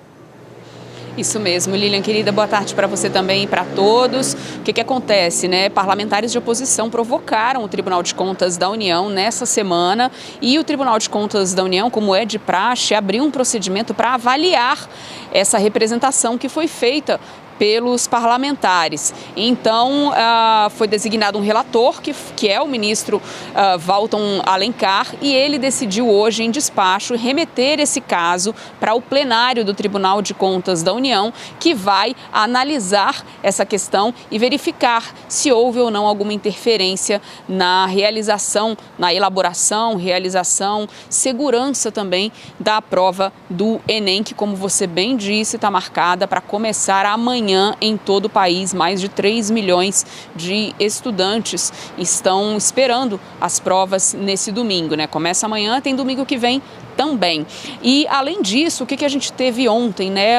A Associação dos Servidores do INEP, que é o instituto responsável pelo Enem, eles acabaram formulando um documento e formalizaram esse documento, protocolaram esse documento em 8 colegiados, entre eles Tribunal de Contas da União, Controladoria Geral da União, comissões de educação da Câmara e do Senado, entre outras. Nesse documento, eles falam que o INEP nunca viveu uma situação como essa que eles estão vivendo nesse momento e que houve assédio moral, assédio institucional e que pode ter havido, sim, possível intervenção e risco para o Enem. Eles falam também de omissão e falhas da atual gestão. Esse documento tem 36 páginas e a gente separou 2 trechos desse documento para mostrar para o nosso assinante. Numa das partes que a gente separou, os servidores dizem o seguinte, que o assédio institucional pela forma de humilhação e desrespeito a instituições e seus agentes, como servidores públicos, citam possível intervenção e risco ao sigilo no conteúdo da prova do Enem 2021, censura a divulgação de artigos técnicos científicos sobre políticas públicas educacionais, apagamento de dados do sistema SEI contrários à posição da presidência. E seguem dizendo que a alta gestão do INEP já havia se manifestado contrária à sua própria participação no ETIR, que é a equipe de tratamento de incidentes e respostas, eximindo-se da responsabilidade pela tomada de decisões em caso de incidentes. Apenas servidores selecionados participariam das deliberações, conforme minuta de portaria que circulou entre os diretores em uma espécie de votação orientação sobre que ação tomar no caso de incidentes. Esse ETIR, só para a gente explicar, ele é um grupo formado por servidores, a presidência do INEP tradicionalmente participa desse grupo também, que é um grupo que fica de plantão ali nos dias da prova, para poder atender qualquer incidente, qualquer problema que aconteça durante as provas do Enem, como por exemplo uma falta de energia em algum lugar, se durar muito tempo, o que vai acontecer? Vai se dar a esses estudantes uma outra oportunidade de fazer a prova, e essas decisões precisam ser tomadas com rapidez no dia da prova do Enem. Então é isso que eles estão citando. Sem lembrar também, sem esquecer também, que essa semana a gente teve uma judicialização em relação ao INEP, pedido de saída do presidente do INEP, o que foi negado pela Justiça Federal aqui do DF, e a Defensoria Pública da União também acionou a Justiça em São Paulo, pedindo que o INEP comprove que nada de errado aconteceu com essa prova do Enem que começa amanhã, Lilian. Obrigada, Raquel. De toda forma, a gente fica pensando aqui a cabeça dos estudantes, né? Que estão se preparando, que tem que fazer a prova e com todo esse imbróglio acontecendo. Obrigada, até mais. E essa contagem regressiva para o Enem está sendo vivida por milhares de estudantes em todo o Brasil. Cerca de 300 mil deles vão fazer o exame em Minas Gerais. E é para lá que a gente vai agora conversar com Gabriel Sena. Gabriel, boa tarde para você. Quais as dicas aí, algumas orientações para quem vai fazer o exame na capital mineira? Lilian, boa tarde para você, boa tarde para todos os assinantes da Globo News. Olha, são 15 anos cobrindo o Enem aqui em Belo Horizonte, 15 anos que eu encontro pessoas que perderam o horário da prova, perderam um ano inteiro de estudo, muitas vezes por causa do transporte público. Então essa é a primeira orientação. Ou o ônibus que não passou, a gente sabe que isso pode acontecer, ou a pessoa foi achando que ia no horário, não era aquele horário. Em Belo Horizonte, as principais cidades do país também devem fazer isso. Eles colocaram carros extras para o dia do Enem. Só que o horário de domingo não é o mesmo horário que durante a semana. Então a pessoa às vezes está acostumada a pegar o ônibus naquele horário ali, lembrando que amanhã é domingo, então o horário dos ônibus será o horário de domingo. É preciso checar na internet qual o horário certinho do ônibus que você vai pegar para você não ter complicações. É importante lembrar também que está chovendo aqui em Belo Horizonte, o trânsito fica mais complicado normalmente nos locais de prova, então saia mais cedo de casa, né? Às vezes ficar esperando 2, 3 horas em frente ao local de prova é melhor do que você perder a data, perder a prova depois de um ano inteiro de estudo, né? O INEP também pede que as pessoas olhem o comprovante de inscrição. Você não precisa levar esse comprovante de inscrição para fazer a prova, mas ali tem o local da prova. E muita gente, por incrível que pareça, perde o local da prova. Por quê? Porque fez o Enem no ano passado, acha que esse ano o local vai ser o mesmo e não necessariamente é assim. O local pode mudar.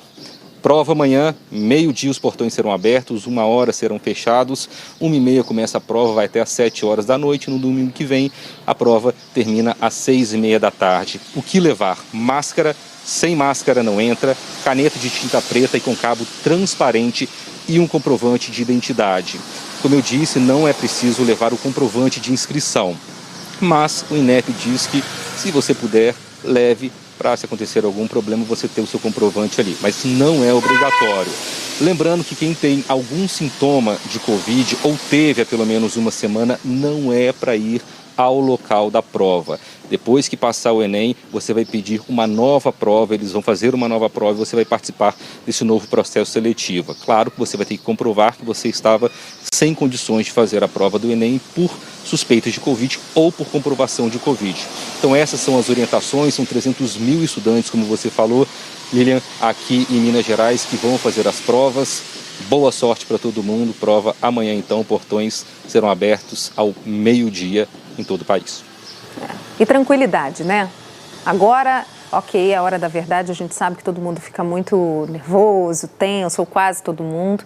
Mas, enfim, se você estudou o ano inteiro, acredite, confie no que você fez, né, Gabriel? E vá em frente, muita sorte para todos os estudantes. Obrigada, querido, bom trabalho para você em BH. Hoje, 20 de novembro, Dia da Consciência Negra, e em várias cidades brasileiras, atos lembram a luta contra a discriminação racial e a desigualdade social. No Rio de Janeiro, a programação foi em frente à estátua de Zumbi dos Palmares, o guerreiro negro que lutou contra a dominação branca no período colonial e foi morto no dia 20 de novembro. No ritmo do berimbau, teve celebração às tradições, conquistas e contribuições da cultura negra para o Brasil.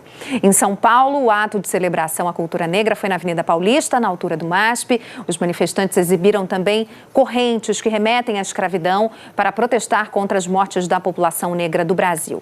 E também levaram faixas pedindo a saída de Bolsonaro. Em Goiânia, os manifestantes levavam faixas que pediam o combate ao racismo e a polícia acompanhou esse ato. Em Alagoas, a celebração da cultura negra foi na Serra da Barriga, território quilombola. Faixas pediam também a saída do presidente Bolsonaro. Em Fortaleza, houve caminhada pelo centro com música. Os manifestantes levavam faixas reforçando que vidas negras importam e também pedindo a saída do presidente Bolsonaro. Em Belém, a caminhada foi no centro da cidade. Havia faixas contra o racismo e também a favor da saída de Bolsonaro. Nesse Dia da Consciência Negra, é um dia para a gente se dedicar mais do que nunca a um tempo para reflexão sobre o racismo na nossa sociedade, como identificar, combater, construir um país melhor a partir disso. A nossa repórter Marcele Setúbal preparou uma reportagem sobre um tipo de preconceito que se esconde principalmente nas redes sociais. É o racismo algorítmico. Assim que você abre a tela do celular, milhares de informações chegam a todo momento.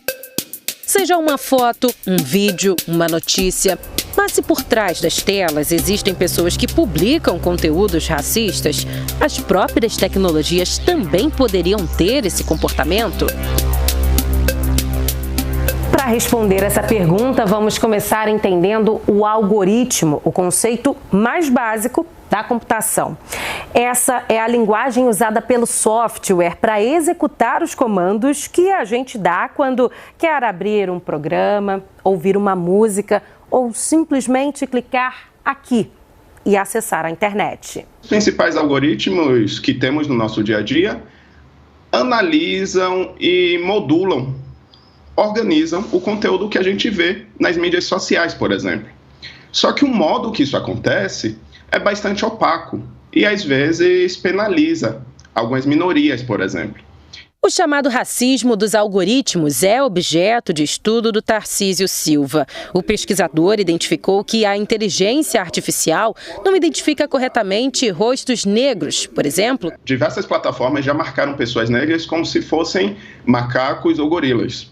Isso é fruto de um acúmulo do racismo estrutural e acúmulo de representações negativas sobre pessoas negras que são transformadas e impulsionadas pelos algoritmos que simplesmente intensificam os problemas já existentes na sociedade. E quando essas associações erradas resultam na prisão de uma pessoa inocente? Há vários problemas no reconhecimento facial. O mais mencionado é a falha muito frequente do reconhecimento facial, sobretudo com pessoas negras, sobretudo com mulheres, e sobretudo nessa interface, né? Então erra com mais frequência com mulheres negras. Mas além disso, o reconhecimento facial no espaço público infringe a liberdade das pessoas, né, de realmente utilizar a cidade, de utilizar o espaço público e gera uma cultura vigilantista que não é o ideal.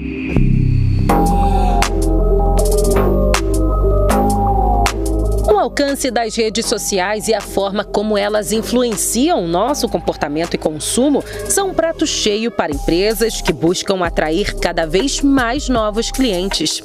Mas um levantamento mostrou que mais de 50% dos empreendedores negros no Brasil não conseguem usar as estratégias digitais a seu favor. Especialistas em tecnologia acreditam que o racismo algorítmico é uma das causas para o problema. Qual é o lugar hoje, qual é o lugar que a gente tem para vender os produtos, para vender os nossos serviços? As redes sociais. E se a gente não bota dinheiro ali, aquilo não chega. E como chega? Enquanto rolamos o feed nas redes sociais, vemos as postagens de diversas pessoas. Mas você já deve ter percebido que não tem o conteúdo de todo mundo que você segue, né? Os influenciadores digitais negros dizem que não têm o mesmo alcance que pessoas brancas têm. Isso pode estar ligado ao racismo algorítmico.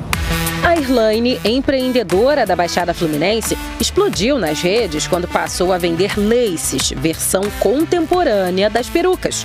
Muito importante para a construção da identidade da mulher negra. Mas apesar dos mais de 300 mil seguidores, ela percebeu que os conteúdos que publica não têm um bom engajamento. Teve uma época que uma influenciadora negra, que é muito amiga minha, ela fez um estudo falando sobre o algoritmo, né? Ela postava fotos dela, tinha um alcance ali mediano. E ela, de repente, começou a postar fotos de modelos brancas. Eu que não recebia o conteúdo dela, eu recebi. Aí eu comecei a ficar assim mais ligada, porque até ali eu não tinha percebido isso.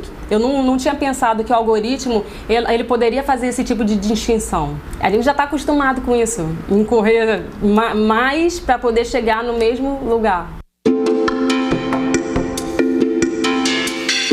Os problemas causados pelo racismo algorítmico podem ser explicados por uma questão muito presente no nosso dia a dia: a falta de diversidade. Um levantamento do projeto Preta Lab mostrou que a maior parte das empresas de tecnologia no Brasil tem apenas um funcionário negro a cada 10 colaboradores. Por que é importante que outras pessoas também produzam tecnologia, né? Porque a gente consome tecnologia de uma forma plural, né? E quando a gente tem só um tipo de pessoa produzindo, a gente também corre o risco de ampliar a desigualdade.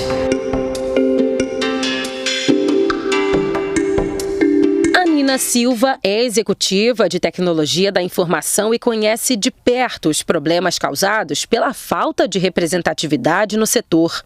O racismo algorítmico, muitas das vezes, ele tem um fundo provocado por quem está por trás, tanto da programação, do desenvolvimento daquela linha de código, quanto também quem solicitou aquele aplicativo, quem solicitou o que a gente chama de feature, né? Aquela funcionalidade. Por quê? Porque essas pessoas, em sua maioria, principalmente os profissionais da área de tecnologia, de programação, não são pessoas negras. O mesmo levantamento mostrou que 32% das empresas de tecnologia no Brasil não tem nenhuma pessoa negra na equipe. A Silvana Bahia acredita que a mudança começa com a inclusão. O racismo é um problema de mais de 500 anos, a gente não vai resolver ele em um mês, né? E acho que a gente tem que pensar outras soluções. Uma das soluções que eu penso aqui no OAB é ter mais mulheres negras olhando para as tecnologias, produzindo, criticando, né? Acho que esse é um caminho, mas não acho que é o único. E a Nina se tornou uma inspiração. Neste mês foi nomeada a mulher mais disruptiva em todo o mundo por buscar a inovação e gerar impacto com seu trabalho. Eu acabei de chegar de Lisboa, né? Recebi o prêmio A Mulher Mais Disruptiva do Mundo, segundo a Associação Women Tech, com mais de 100 países concorrendo e mais de 1.000 pessoas, 1.000 mulheres nomeadas. Então, hoje, a cara da tecnologia e disrupção no mundo é a cara de uma mulher preta. Se isso não for o suficiente para nós combatermos todos os tipos de racismo, e principalmente o racismo algorítmico, que é extremamente escalável, eu não sei o que mais a gente pode comprovar. A nossa produção procurou o Google para entender por que imagens ofensivas acabam aparecendo nas buscas pelo termo pessoas negras na internet. A empresa informou que trabalha para evitar que conteúdos potencialmente chocantes ou ofensivos apareçam nesses resultados. Segundo a nota, o sistema organiza informações disponíveis na internet e os resultados podem, às vezes, refletir estereótipos negativos e preconceitos baseados na forma como os conteúdos são rotulados na web. O Facebook e o Instagram responderam que as equipes trabalham todos os dias para aprimorar as experiências das comunidades subrepresentadas que usam as plataformas. Informaram também que lançaram um programa interno para ajudar os funcionários a considerar a igualdade em todas as etapas do trabalho.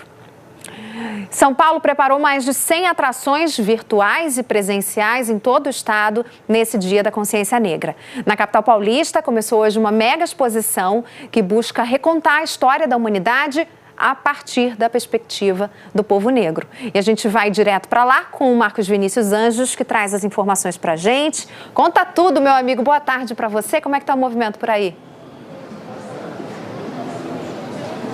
Conto sim, Lilian. Muito boa tarde para você também. Boa tarde a todos.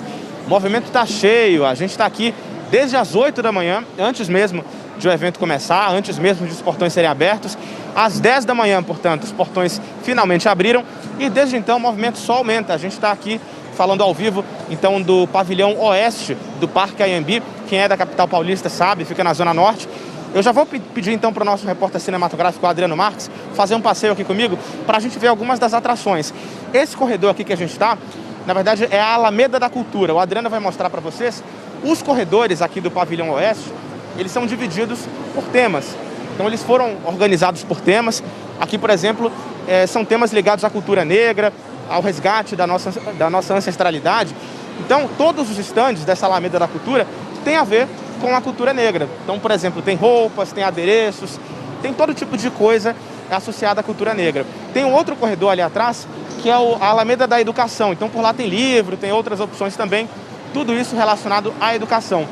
E por aí vai, Lilian. São vários corredores, vários estandes, exatamente para que as pessoas possam encontrar opções. Elas podem comprar, por exemplo, esses adereços, podem comprar roupa. Tem também a Alameda da Mulher Negra, onde tem opções como cosméticos, perfumes, shampoos. Então as pessoas podem, de fato, passear. A ideia é que elas passeiem aqui pela feira e assim elas vão conhecendo mais.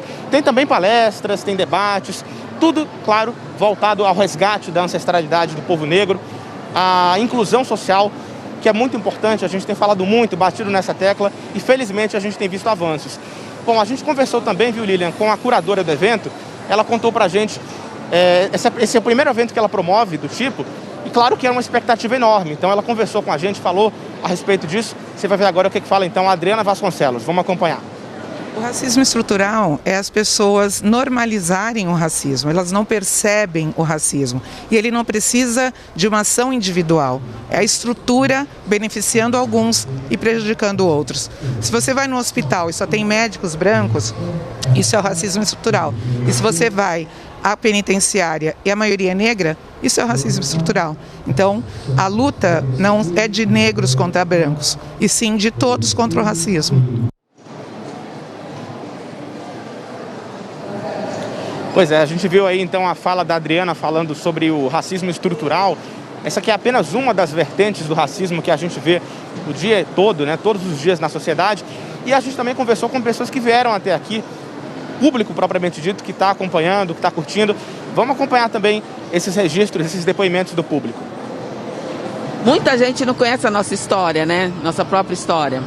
Então isso traz uma consciência muito boa, super válido o que está sendo feito. O mais importante é a gente sempre estar estudando, né? Para ser pessoas melhores e ser pessoas menos preconceituosas e sempre evoluir para incluir todo mundo e chegar na sociedade utópica um dia, talvez. É uma questão da gente lembrar dos nossos antepassados, de saber que a gente, além da gente ter sofrido com a escravidão, a gente também tem uma história muito bonita para contar e muita coisa para conquistar aí no dia a dia. Coordenador regional da FUNAI em Colíder, é uma cidade que fica a cerca de 500 quilômetros de Cuiabá, no Mato Grosso. Esse homem foi agredido e feito refém ontem. Um grupo de indígenas da etnia Kayapó cercou o servidor Gustavo Freire Borges na sede da instituição. A Yanara Garcia tem os detalhes aqui pra gente. Yanara, explica, por favor, qual seria então a motivação dessa ação dos índios. Boa tarde. Oi, Lilian, boa tarde para você, muito boa tarde a todos. Olha, segundo uma servidora da FUNAI, na cidade de Colíder, distante 632 quilômetros aqui de Cuiabá, o coordenador regional, Gustavo Freire Borges, está em casa, com muitos hematomas, mas passa bem. Ele teria sido mantido em cárcere privado por indígenas da etnia Kayapó por cerca de 14 horas na sexta-feira. De acordo com informações da Polícia Militar, Gustavo Freire Borges contou que foi abordado pelos indígenas quando chegava para trabalhar, por volta de 8 horas da manhã. Ele disse que durante o dia tentou fugir, mas foi capturado e espancado. A PM, que articulou a liberação do servidor público, informou que os indígenas disseram que só o liberariam se ele pedisse exoneração da função de coordenador, porque eles querem que o cargo seja ocupado por um indígena.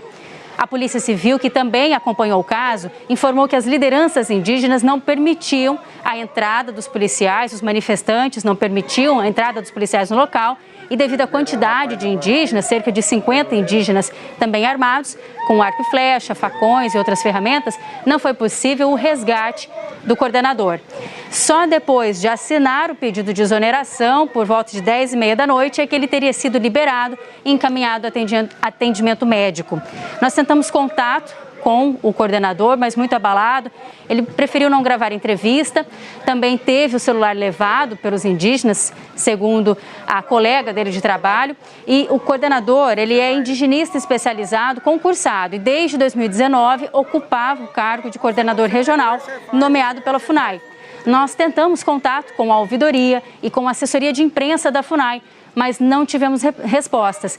Também tentamos falar com as lideranças indígenas da etnia Kayapó, os indígenas ocupando a sede da coordenação regional da FUNAI em Colíder. Não conseguimos contato até então. Há pouco, um dos indígenas da etnia Kayapó nos atendeu, disse que agora o clima por lá é um pouco mais tranquilo, mas eles continuam, sim, ocupando ali a sede, porque o objetivo deles é que a coordenação seja de um dos indígenas.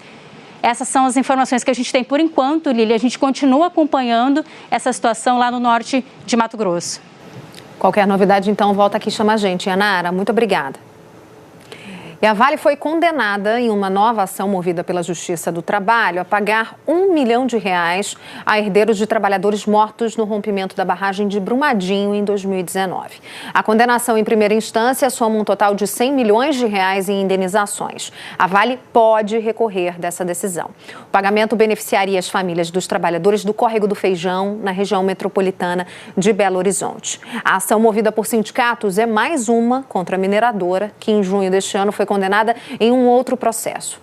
O desastre em Brumadinho deixou ao todo 270 mortos.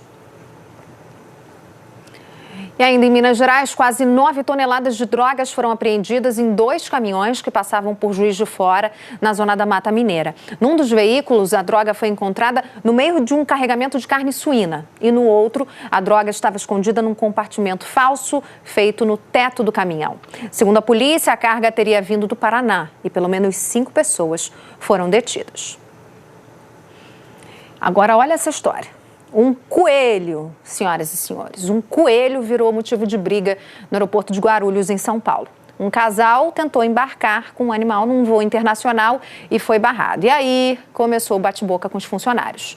O dono do coelho, que aparece de camisa xadrez, xingou a funcionária do aeroporto e aí, na sequência, foi agredido com socos por um outro empregado de traje preto, começando aí uma briga generalizada. Diferentemente de cães e gatos, animais roedores não podem ser transportados na cabine da aeronave por uma questão de segurança. Os donos do animal tinham autorização judicial prévia, mas a equipe não foi alertada. O casal e o coelho só conseguiram embarcar num outro voo. Calma, minha gente, calma. Intervalo rápido, daqui a pouquinho a gente fala da campanha de mega vacinação contra a Covid nesse fim de semana e é uma convocação geral para quem ainda não tomou a primeira ou a segunda dose. No Rio de Janeiro, os postos de saúde ficam abertos até às 5 da tarde. A gente traz todos os detalhes daqui a pouquinho.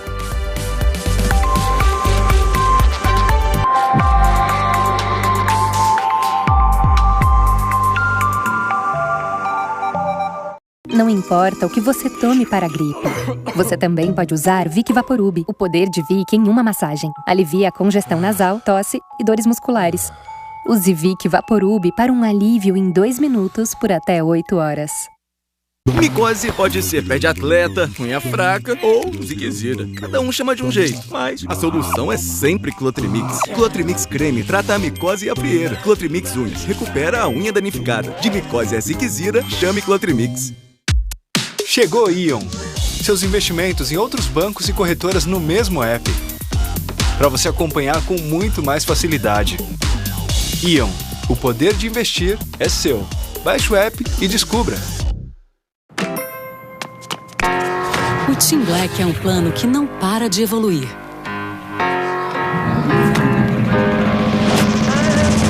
Você tem a liberdade de escolher a assinatura inclusa no seu plano. Na Black Friday, você tem um super bônus de 50 GB todo mês. Com uma oferta incrível do iPhone 12 mini. Traga seu número e viva essa experiência. TIM, imagine as possibilidades.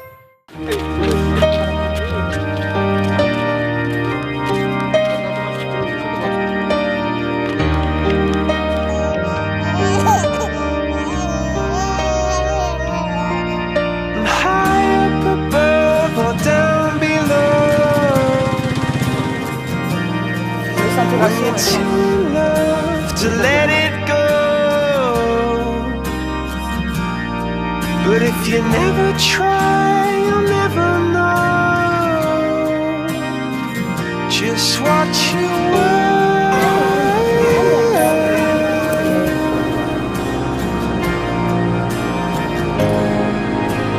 Lights will guide you home.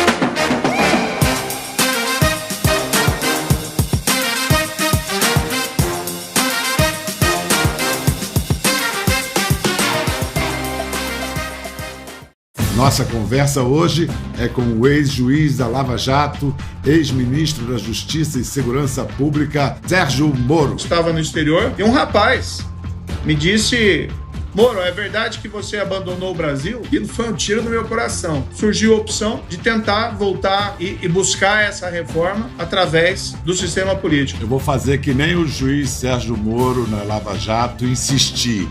É candidato à presidência, sim ou não?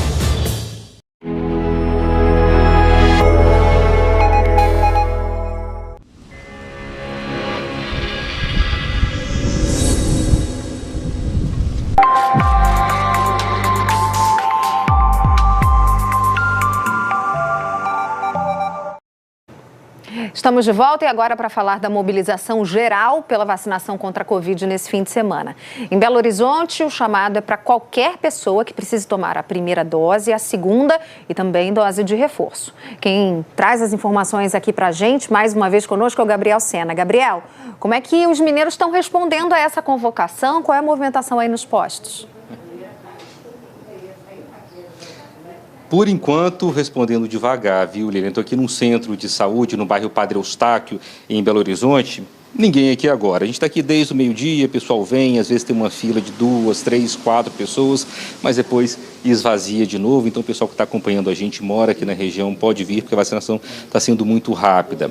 Tem centros de saúde abertos hoje em Belo Horizonte, em todas as 9 regionais. Não são todos os centros de saúde de todas as regionais, mas em cada regional vai ter pelo menos alguns postos abertos, do meio-dia às 6 da tarde. Boa notícia também, porque vai ter vacinação hoje exclusivamente em praticamente todos os shoppings de Belo Horizonte.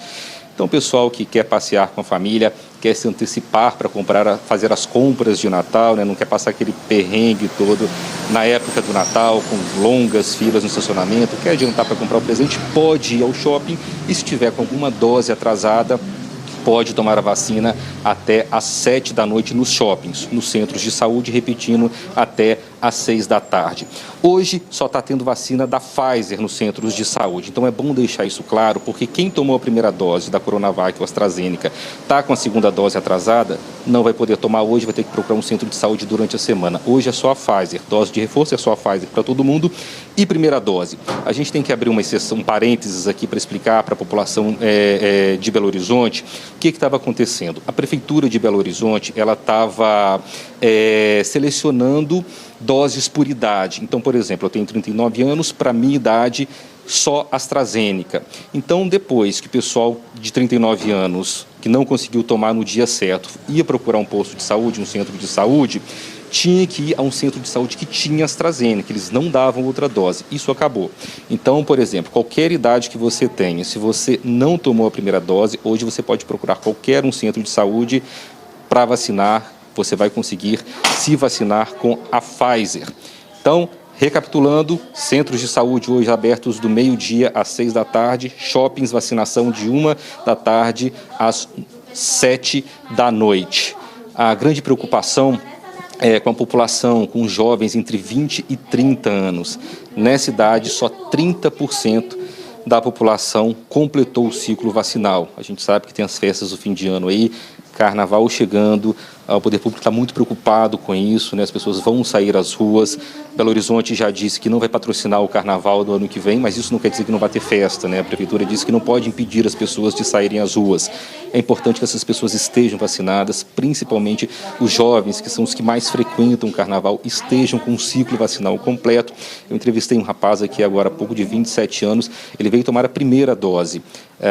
Ele tinha que ter sido se vacinado em março, mas falou que estava com muita gente no dia dele, depois voltou, estava muito cheio também, não pôde, então aproveitou o dia de hoje. Se você que está acompanhando a gente aqui de Belo Horizonte é como ele, não tomou a primeira dose ainda, está com a segunda dose da Pfizer atrasada, ou tem que tomar a dose de reforço, procure um centro de saúde para você ver que está muito vazio, tem 4 pessoas aqui só, o pessoal está demorando menos de 5 minutos para se imunizar, está assim toda a Belo Horizonte, então é uma ótima oportunidade para quem por algum motivo se atrasou tomar primeira dose, segunda dose, desde que não tenham se vacinado com a primeira dose com a AstraZeneca ou Coronavac, e a dose de reforço é o mutirão da vacinação aqui em Belo Horizonte. Lilian. Obrigada, Gabriel. Acho que vale até a gente ter uma certa preocupação com quem está à nossa volta, né? Acho que é uma demonstração de amor, perguntar para quem você ama, as pessoas da sua família, seus amigos. E aí, tomou a segunda dose? E aí, já tomou a dose de reforço? É um cuidado que vale a pena. Obrigada, querido. Bom trabalho. E no Rio de Janeiro, postos de saúde da cidade ficam abertos também hoje, até às 5 da tarde. E é uma convocação geral para quem ainda não tomou a primeira ou a segunda dose da vacina. Só na capital do estado, cerca de 600 mil pessoas já deveriam ter voltado aos postos de saúde para a segunda dose, mas ainda não apareceram. Matheus Marques está acompanhando esse dia de vacinação no Rio de Janeiro e fala com a gente como é que está esse movimento por aí. Bastante gente, né, Matheus? Pelo menos essa tua imagem mostra um movimento intenso nesse sábado. Boa tarde. Pois é, Lilian, boa tarde para você, boa tarde para quem está junto com a gente nesse sábado aqui na Globo News. Agora encheu um pouquinho aqui, viu? Mas há pouco conversei com o secretário de saúde aqui do município e ele disse que a situação não está muito boa hoje não, viu? A expectativa para o dia D da vacinação era de vacinar 110 mil pessoas, mas a prefeitura acha que não vai conseguir. Vou falar com a senhora aqui, como é que é o seu nome? Alba. Dona Alba, tomou a? Pfizer, terceira dose de reforço. Reforço, acha importante vir tomar o reforço? Com certeza. Aumenta mais ainda a imunidade, né? Já estava se sentindo um pouco mais tranquila porque já tinha as duas, agora é um passo a mais. Com certeza. E veio no dia certo, esperou hoje o dia de vacinação extra? Não, eu vim no extra porque eu faço parte da área da saúde. Então eu me antecipei também, até por conta de trabalhar na área da saúde. Mas é fundamental que todos se vacinem, né? por uma proteção de todos, e principalmente das crianças menores que ainda não estão vacinadas. Bem, obrigado pela participação aí com a gente, viu? Bom retorno para casa. Bom, passou aqui, a gente já conversou um pouquinho, mas como eu estava dizendo, gente, a expectativa da Prefeitura hoje era, com esse dia D, vacinar 110 mil pessoas. Agora há pouco, como eu comentei, falei com o secretário Daniel Soranço, secretário municipal de saúde. Ele me disse que a situação não está muito boa nos postos, não tem muita gente procurando, e eles acham que não vão conseguir chegar nem em 20 mil vacinados hoje, que os postos vão abriram às 8 da manhã e vão ficar abertos até às 5 horas da tarde. Então tá aí, gente, a importância. Hoje vai estar, os postos vão estar abertos, então se você sabe, como a Liana estava comentando aí, dá um toque naquele sobrinho, porque os jovens também estão em falta com a vacinação. Peguei os últimos dados aqui agora, Lilian comentou de 600 mil pessoas que já poderiam ter se vacinado e ainda não se vacinaram com a segunda dose. A gente tem nesse total 380 mil pessoas que têm aí menos de 17 anos, que já poderiam ter tomado a dose e ainda não tomaram a segunda dose da vacina. E quando a gente pega o público de 18 a 20 anos, são 47 mil pessoas que ainda não buscaram a segunda dose da vacina. Então fica o recado para todo esse público, para os pais ficarem atentos também, para a gente conseguir ter bastante gente se vacinando hoje, já que os postos estão preparados e capacitados para isso. Bom, a gente está aqui na Barra da Tijuca hoje para conversar sobre a vacinação, e quem esteve nesse ponto aqui de vacinação no Centro das Artes hoje de manhã foi o ministro Marcelo Queiroga. Ele comentou sobre a importância da dose de reforço que está sendo dada por aqui hoje também, porque o Rio de Janeiro já iniciou aí, já divulgou um cronograma para a dose de reforço para outras idades, né, a partir do dia 29. Ele falou sobre a importância dessa dose de reforço, tomou a dose de reforço dele aqui mesmo, hoje no Rio de Janeiro, então o ministro da Saúde. E vamos ouvir um pouco mais do que ele falou sobre essa importância de estar todo mundo se vacinando nesse momento e também tomando todas as doses, inclusive a de reforço para quem já está no período. Pessoas busquem livremente as salas de vacinação, já que o brasileiro ele é muito aderente às campanhas de vacinação, para reforçarmos a cobertura vacinal mais ainda e ainda aplicar essa terceira dose, a dose de reforço, e proteger a população contra um eventual surto de novos casos, como temos visto na Europa. Bom, a gente questionou também o ministro Marcelo Queiroga, que esteve aqui hoje de manhã, sobre a questão da vacina da Janssen, né? O Ministério da Saúde, nessa última semana, divulgou que quem tomou a dose única da Janssen, né, iria tomar uma segunda dose dela com intervalo mínimo de 2 meses. Só que as cidades ainda não estão preparadas, nem estão com as doses disponíveis. Então a gente perguntou aí quando que essas doses estariam disponíveis e quando que as cidades já poderiam iniciar com essa vacinação de segunda dose para quem tomou a Janssen, que seria a dose única, né? Então, além da segunda dose da Janssen, depois ainda de mais 5 meses, as pessoas iriam tomar a dose de reforço. Então ela iria ficar da mesma forma que as outras vacinas que a gente também estava tomando aqui no país. Vamos ver o que o ministro respondeu sobre a questão da vacina da Janssen, sobre a disponibilidade para seguir o que foi informado aí pelo Ministério da Saúde. Essa vacina, no início da aprovação pelos órgãos regulatórios, era dita como vacina de dose única. Hoje nós sabemos que é necessário um reforço, né? Então, como essas pessoas tomaram essa vacina no final de junho, começo de julho, elas vão necessitar de um reforço agora com a própria Janssen. Sim, nós adquirimos 38 milhões de doses da Janssen, né? E essas doses serão entregues e aplicadas na população brasileira. Quando chegarem, vocês serão avisados. E para acrescentar aqui uma informação, que é um baita de um argumento para quem ainda não tomou a sua vacina. No Rio de Janeiro, na rede municipal de saúde do Rio de Janeiro, não tem mais ninguém internado com Covid. Uma grande vitória, né? Mas a gente precisa cuidar, continuar se cuidando. E daqui a pouquinho a gente volta a falar de consciência negra, porque além das manifestações, tem muitos eventos exaltando a cultura negra brasileira. Essas são imagens ao vivo de um samba em homenagem a um dos nossos grandes nomes, Dona Ivone Lara. A gente mostra tudo pra você já já.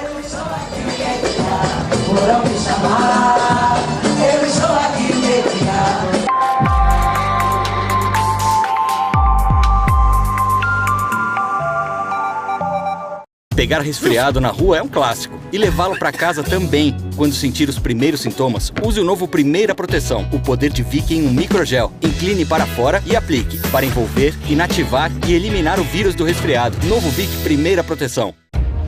Dizem que o brasileiro tinha que ser estudado pela NASA. Já imaginou todos os telescópios do mundo apontados para o Brasil?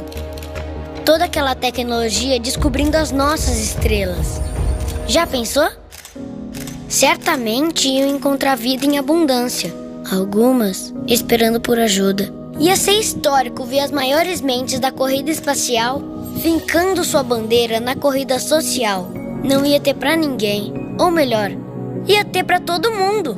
Por isso, a Gerando Falcões está lançando agora uma nova missão, a Favela X, que vai usar a ciência de foguete para mandar a pobreza pro espaço antes de Marte ser colonizado.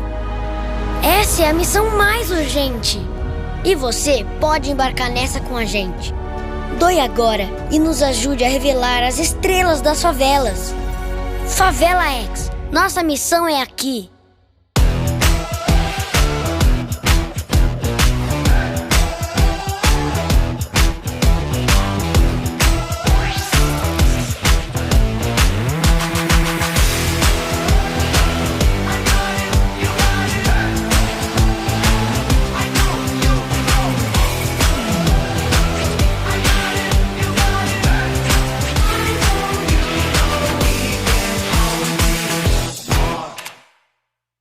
Leva um casaco, filho. Quando cita uma frase de mãe, é sempre essa.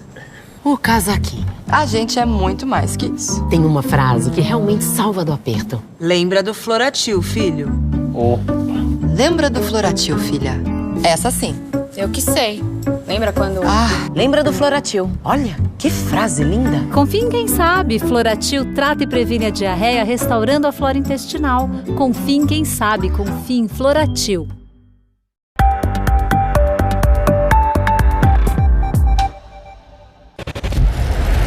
Cara, nós vamos ter que chegar lá na outra rua pulando de telhado em telhado nas casas, porque aí eles não vão ter como parar a gente.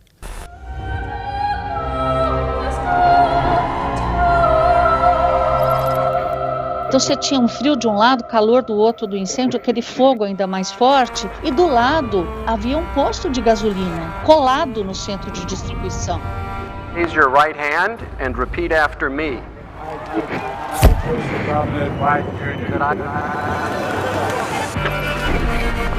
O que você sentiu quando recebeu essa missão tão importante? Nós, repórteres, nunca estaremos prontos para uma experiência como essa. Convido você a conhecer os bastidores de grandes coberturas da Globo News. 25 anos, as histórias na Globo News. Comigo, Maria Beltrão.